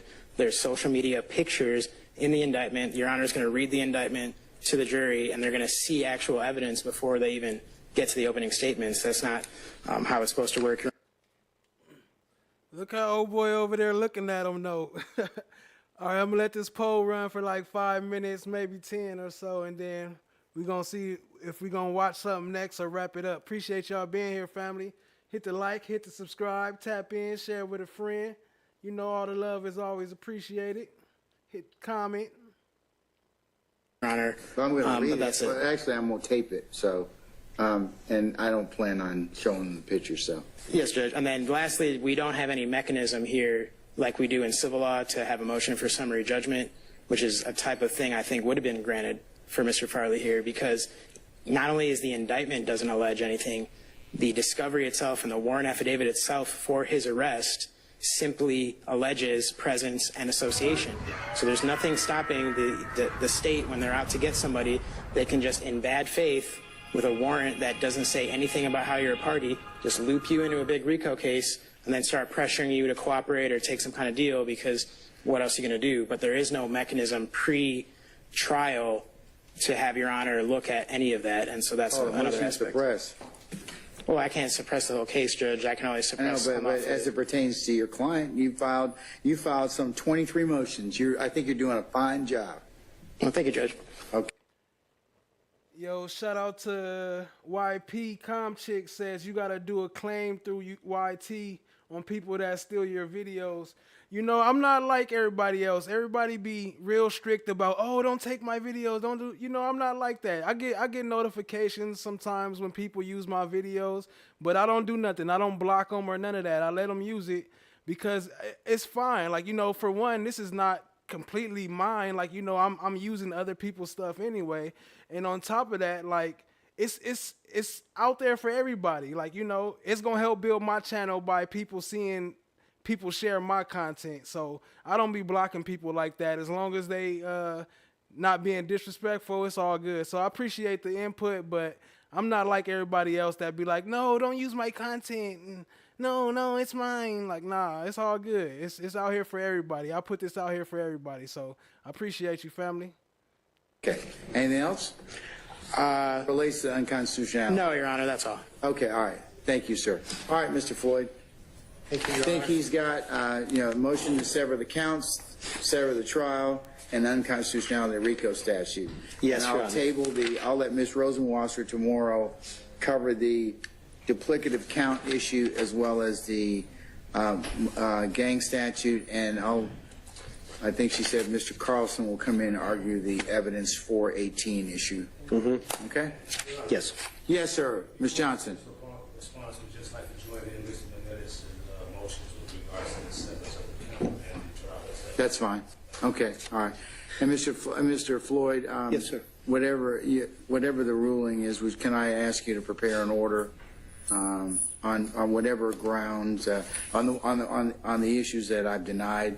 You prepare suitable 1 through 6, the amended and special general. Yes, sir. All right. Will do. Let me rule on these things first, and then I'll let you. Depending how I rule on these, I may ask you to include these. Okay. Whatever the court's pleasure is. Okay. Yes. All right, sir. So severance. Your Honor has already heard severance motions. I believe 7 of them. I have. You have already denied them all. Yes. I had a feeling you'd remember, but just in case, I wanted to remind you. The mistaken premise, and it's been true throughout them all and is true here, is the idea that somehow if you sever the trial. Although I do want to say, if y'all are one of the ones that be stealing my content, at least like comment in my chat or say hi or say hello or show some love, you know what I'm saying? Don't be just out there like in the bushes and then steal my shit. Like, show some love. Like, I ain't mad, you know what I'm saying? We all fam here. Show some love. Shit. Show some love, Diddy. What did he say? Mr. Combs, Mr. Love. Show some love, Mr. Love. Becomes much smaller, No shorter, Diddy. easier, a week or whatever. Unfortunately, it doesn't work that way. This is a conspiracy case. We're going to have to prove the enterprise. We're going to have to prove the overt acts, and the evidence is largely the same. I can't say it's exactly the same. I won't go that far, but it will be substantially the same in each circumstance. And so there's not that time efficiency that keeps getting rolled out in front of you simply doesn't exist. That's the primary reason why, and we cited these cases previously, I haven't been able to find a reported Georgia RICO case where severance was granted and the issue came up in appeal. I just haven't seen it. Every one of them, the posture is severance has been denied. The court looks at it, the appellate court looks at it, says it's a matter of discretion, and discretion was appropriately exercised. And those cases are very similar to this one. We've also cited to you on the same principle an extensive number of federal RICO conspiracy cases. I'm dealing specifically with RICO conspiracy because the question is the same and the standard is essentially the same. it wouldn't, the problems that we've mentioned in the past, inefficiency, the trauma of causing individuals to testify repeatedly. Appreciate it, Jesse from the NAP. As long as y'all showing me my love and giving me my flowers, we all good, family. It's undeniable. It's going to keep building. Just keep on sharing and helping like y'all doing. Appreciate y'all, family. Repeatedly to violent acts they've suffered, the opportunities for witnesses to shape their testimony in subsequent trials, all of those considerations, that's not the entire list, but we've briefed it extensively in the past. They don't go away. They would actually only get worse if Mr. Farley was to have two trials, one on RICO and one on murder, etc. That doesn't solve the problem. It really magnifies it. I think part of Mr. Farley's constitutional arguments drifted over into the severance side, or perhaps he feels they're applicable to both. It doesn't make any difference here because he was talking about Sixth Amendment issues. Mr. Farley has an attorney, and that's Mr. Menendez. Mr. Menendez has, as you pointed out, filed a very extensive list of motions on his behalf and is fighting for him as hard as he possibly can, as we would all expect him to do. So, but part of what comes with that is Mr. Farley doesn't have standing to raise constitutional issues relating to other people who don't have counsel for whatever reason. He can raise his own. He could raise it if he didn't have counsel, couldn't obtain it, but that's not the situation. And therefore, that's just not an argument that's available to him. As far as constitutionality is concerned, let me first address vagueness. There are quite literally hundreds of RICO challenges based on vagueness. None have succeeded. There are hundreds in the federal system. There's approximately a half pass or video sort of performance.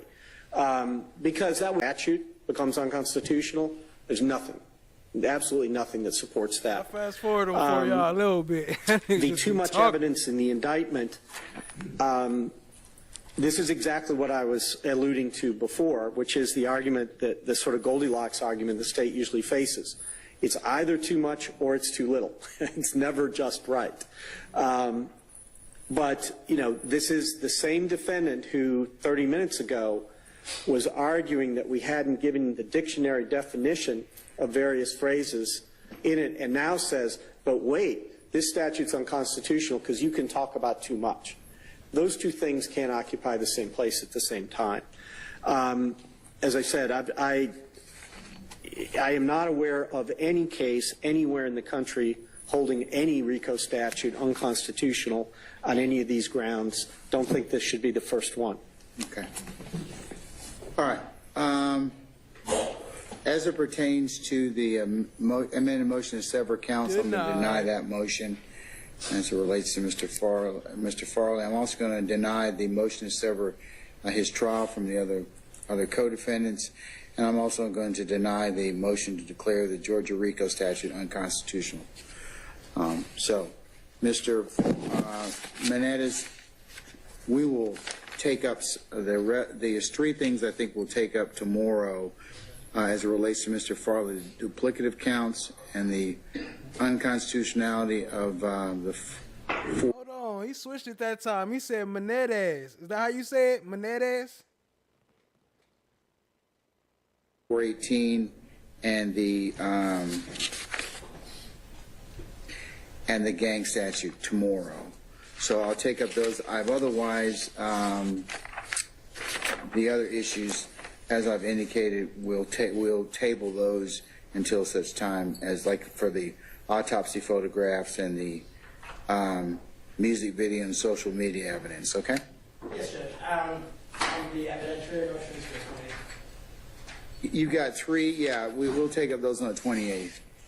Yes. Yeah. Yes, Your Honor. Our witnesses would be available on the 28th. So. Yeah, but those are only the three for those three motions, right? Yes, Your Honor. Okay. All right. So we'll take up those then. All right. In the waning hours of the day, let me just recap Ms. Rosenwasser for tomorrow. He went looking for these jail calls. He did all this work because he wanted to find something on this person versus this is just how he treats an unindicted case. And I would like to, of course, present more case law on bolstering, as the court said that we could in the morning to argue the point. Your Honor, can I just invite the court to observe that to the extent that the court has been listening to the cross-examination and how we've been not presenting our case, it's not our case. Right. Our defense is that any challenges to the credibility of the investigation or the investigators has always been in the context of this case. Right? It's just been challenging what was done in this case or what was not done in this case. And so we've been narrowly focused on defending the allegations and the investigation of what we thought were improper investigations or targeting wrong people or targeting certain people. So I think that's relevant. And what Mr. Sprinkle did in investigating this case, assisting the police in this case, sure, that may, like Mr. Steele said, may or may not be relevant. Right? But for him, again, I don't want to repeat everything that's been said already, but to have him go on and talk about, well, you know, in this case, hypothetically, I may do this because this is why, and, you know, for him to go into explaining about the secure system and, you know, this is what inmates do when they get to the jail, when they're down in booking versus elsewhere, all of that is really not necessary for the jury's consideration. It's just not relevant. And for him to talk about other cases really would be improper bolstering. He's bolstering himself. He's bolstering either the work of the DA's office or investigators, and that's just not proper unless he's talking about what was done in this case. All right, yes, thank you. I will keep all of that in mind. All right, I will see y'all at, I mean, do we even think 8:45 is going to give us enough time? Let's meet at 8:30 in the morning, because I just can't get enough of all of you. All right, see y'all at 8:30. Y'all have a good evening.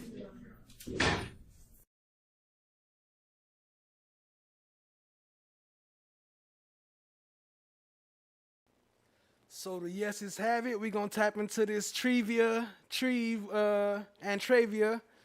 real quick, and then we're going to wrap it up for tonight. Appreciate y'all being here, family. Hit the like, hit the subscribe, tap in, share with a friend. Let's see what Treva with the good talking about. You know, she got the good. She got the whole YSL and, the whole beef situation. The YSL and If Gang beef started behind her, allegedly.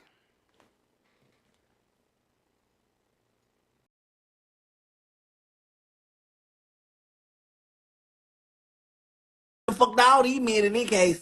They say Treva got some good pussy because she done fucked all these men in this case. I said they say they call a good pussy Treva. All the men in the case, or two of the men that was in the case? Two.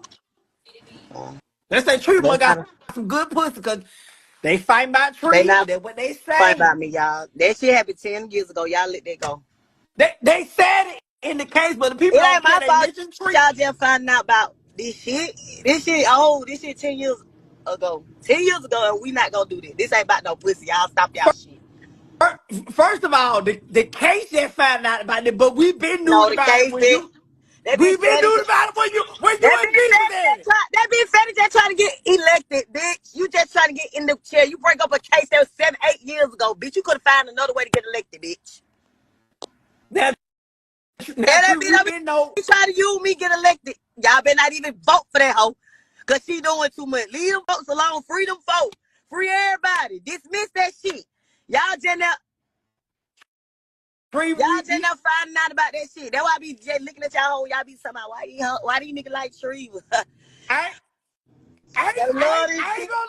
It wasn't new to me, but I remember when she was fucking with him, but I ain't know about him because they were arguing. I remember when he came up here and said, I'm not, he came up here and you and D, yeah, that shit old. Y'all, they understand we moving around that 10 years ago. We moving around. She said that, but I remember when you and D. Y'all gotta understand that person I was with, like we were messing around as a teenager. He way older than this. He molded me. I moved on with my little life. And I guess, you know, didn't think I supposed to move on with my little life. That's all it was. It wasn't that major. It ain't no problem. I ain't got no problem with neither one of the parties. I ain't got nothing to do with it. But the DA gonna make it seem how they want to make it seem. I plead the fifth. I know nothing. That's all I can say. I don't recall. Well, hold on. Treva, I will say this. The DA did try to make it seem like something, and every part was like, okay, well, what now? This, that, third. Open the door, Panja. What you say? No, The DA did try to make it seem like one way, but each party was like, well, what no, you know, but I was fucking with Treva, but this ain't, no. They didn't make it seem like that, though. Of course, they're gonna make it seem like that, but it's cool. We needed to seem like that, so freedom folk, whatever y'all can do, we ain't done no none of that. Whatever y'all want to do, whatever y'all feel like y'all got to do to make the next person feel small for the other people, it's cool with me. I don't got no problem. But also good pussy Treva, because they say Treva pussy must be good. And when they say, they say Treva got some good pussy. That's what they say. They say Treva pussy. Top and bottom, baby.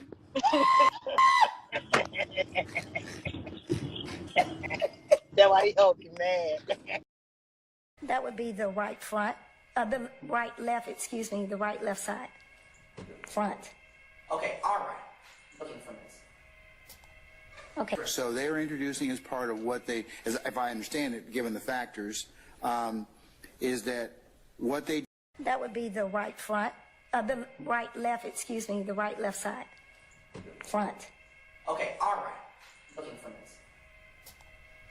No. Why didn't you, as an officer of this court, tell me? And that's not what the point is.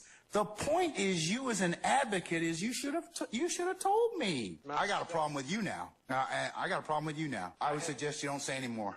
Now you want to have it both ways. You can't do it. Both sides have an equal responsibility under the rules of professional responsibility. All right, have a seat, sir. Thank you. How fast things have changed. How fast things have changed. How fast things have changed.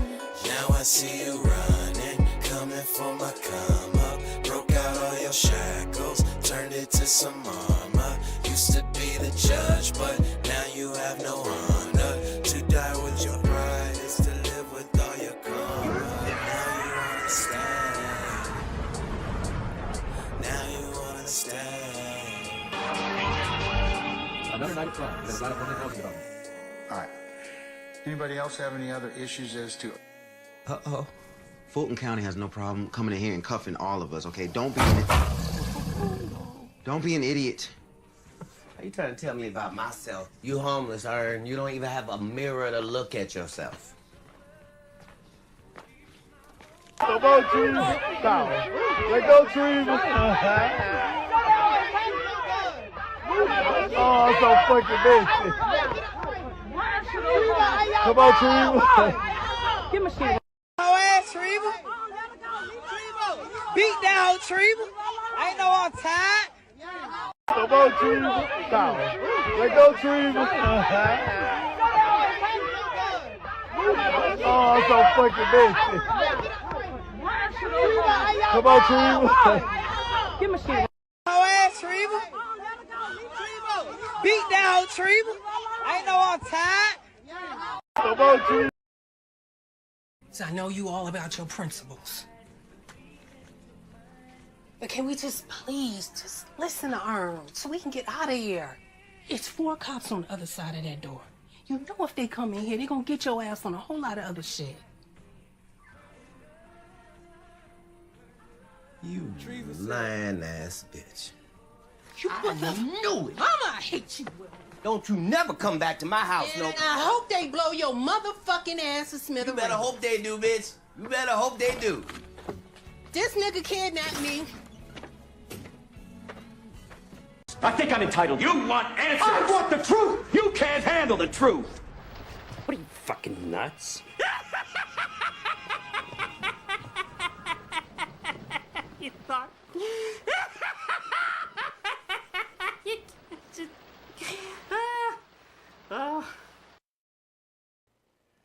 Treva said put some respect on her name. She said, I ain't get my ass whooped.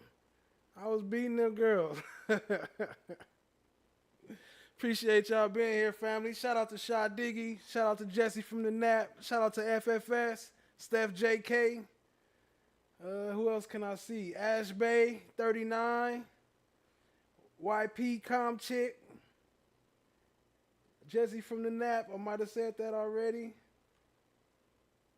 I can't see too many more names. I appreciate y'all, family. Had a great time hanging out with y'all, as usual. Until next time, we're going to get into it. Hey, what up, Republic Room? We closing down the shop, but I'm glad to see you here. Good night, everybody. See y'all in the morning. Back to the shenanigans. You already know. Peace out, family. I'm going to play that outro one more time. No. Why didn't you, as an officer of this court, tell me? And that's not what the point is. The point is, you as an advocate, is you should have told me. I got a problem with you now. I got a problem with you now. I would suggest you don't say any more. Now you want to have it both ways. You can't do it. Both sides have an equal responsibility under the rules. It's a professional responsibility. All right, have a seat, sir. Thank you. How fast things have changed. How fast things have changed. How fast things have changed. Now I see you running, coming for my come up. Broke out all your shackles, turned it to some armor. Used to be the judge, but now you have no honor. To die with your pride is to live with all your karma. Now you understand. Now you understand. Another night of crime. There's a lot of public housing development. All right.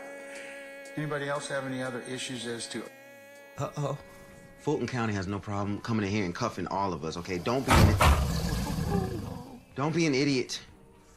Are you trying to tell me about myself? You homeless, and you don't even have a mirror to look at yourself. Here.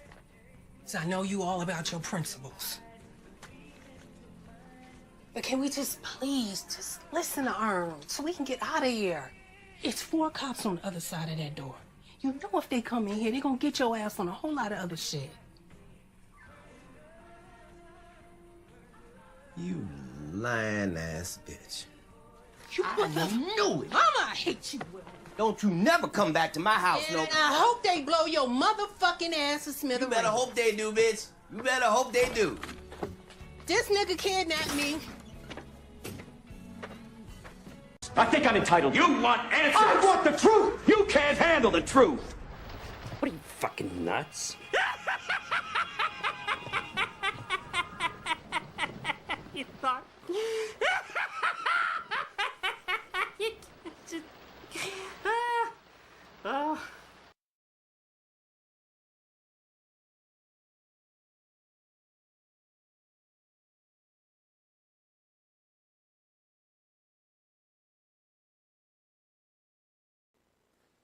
Peace out, family. Y'all have a good night.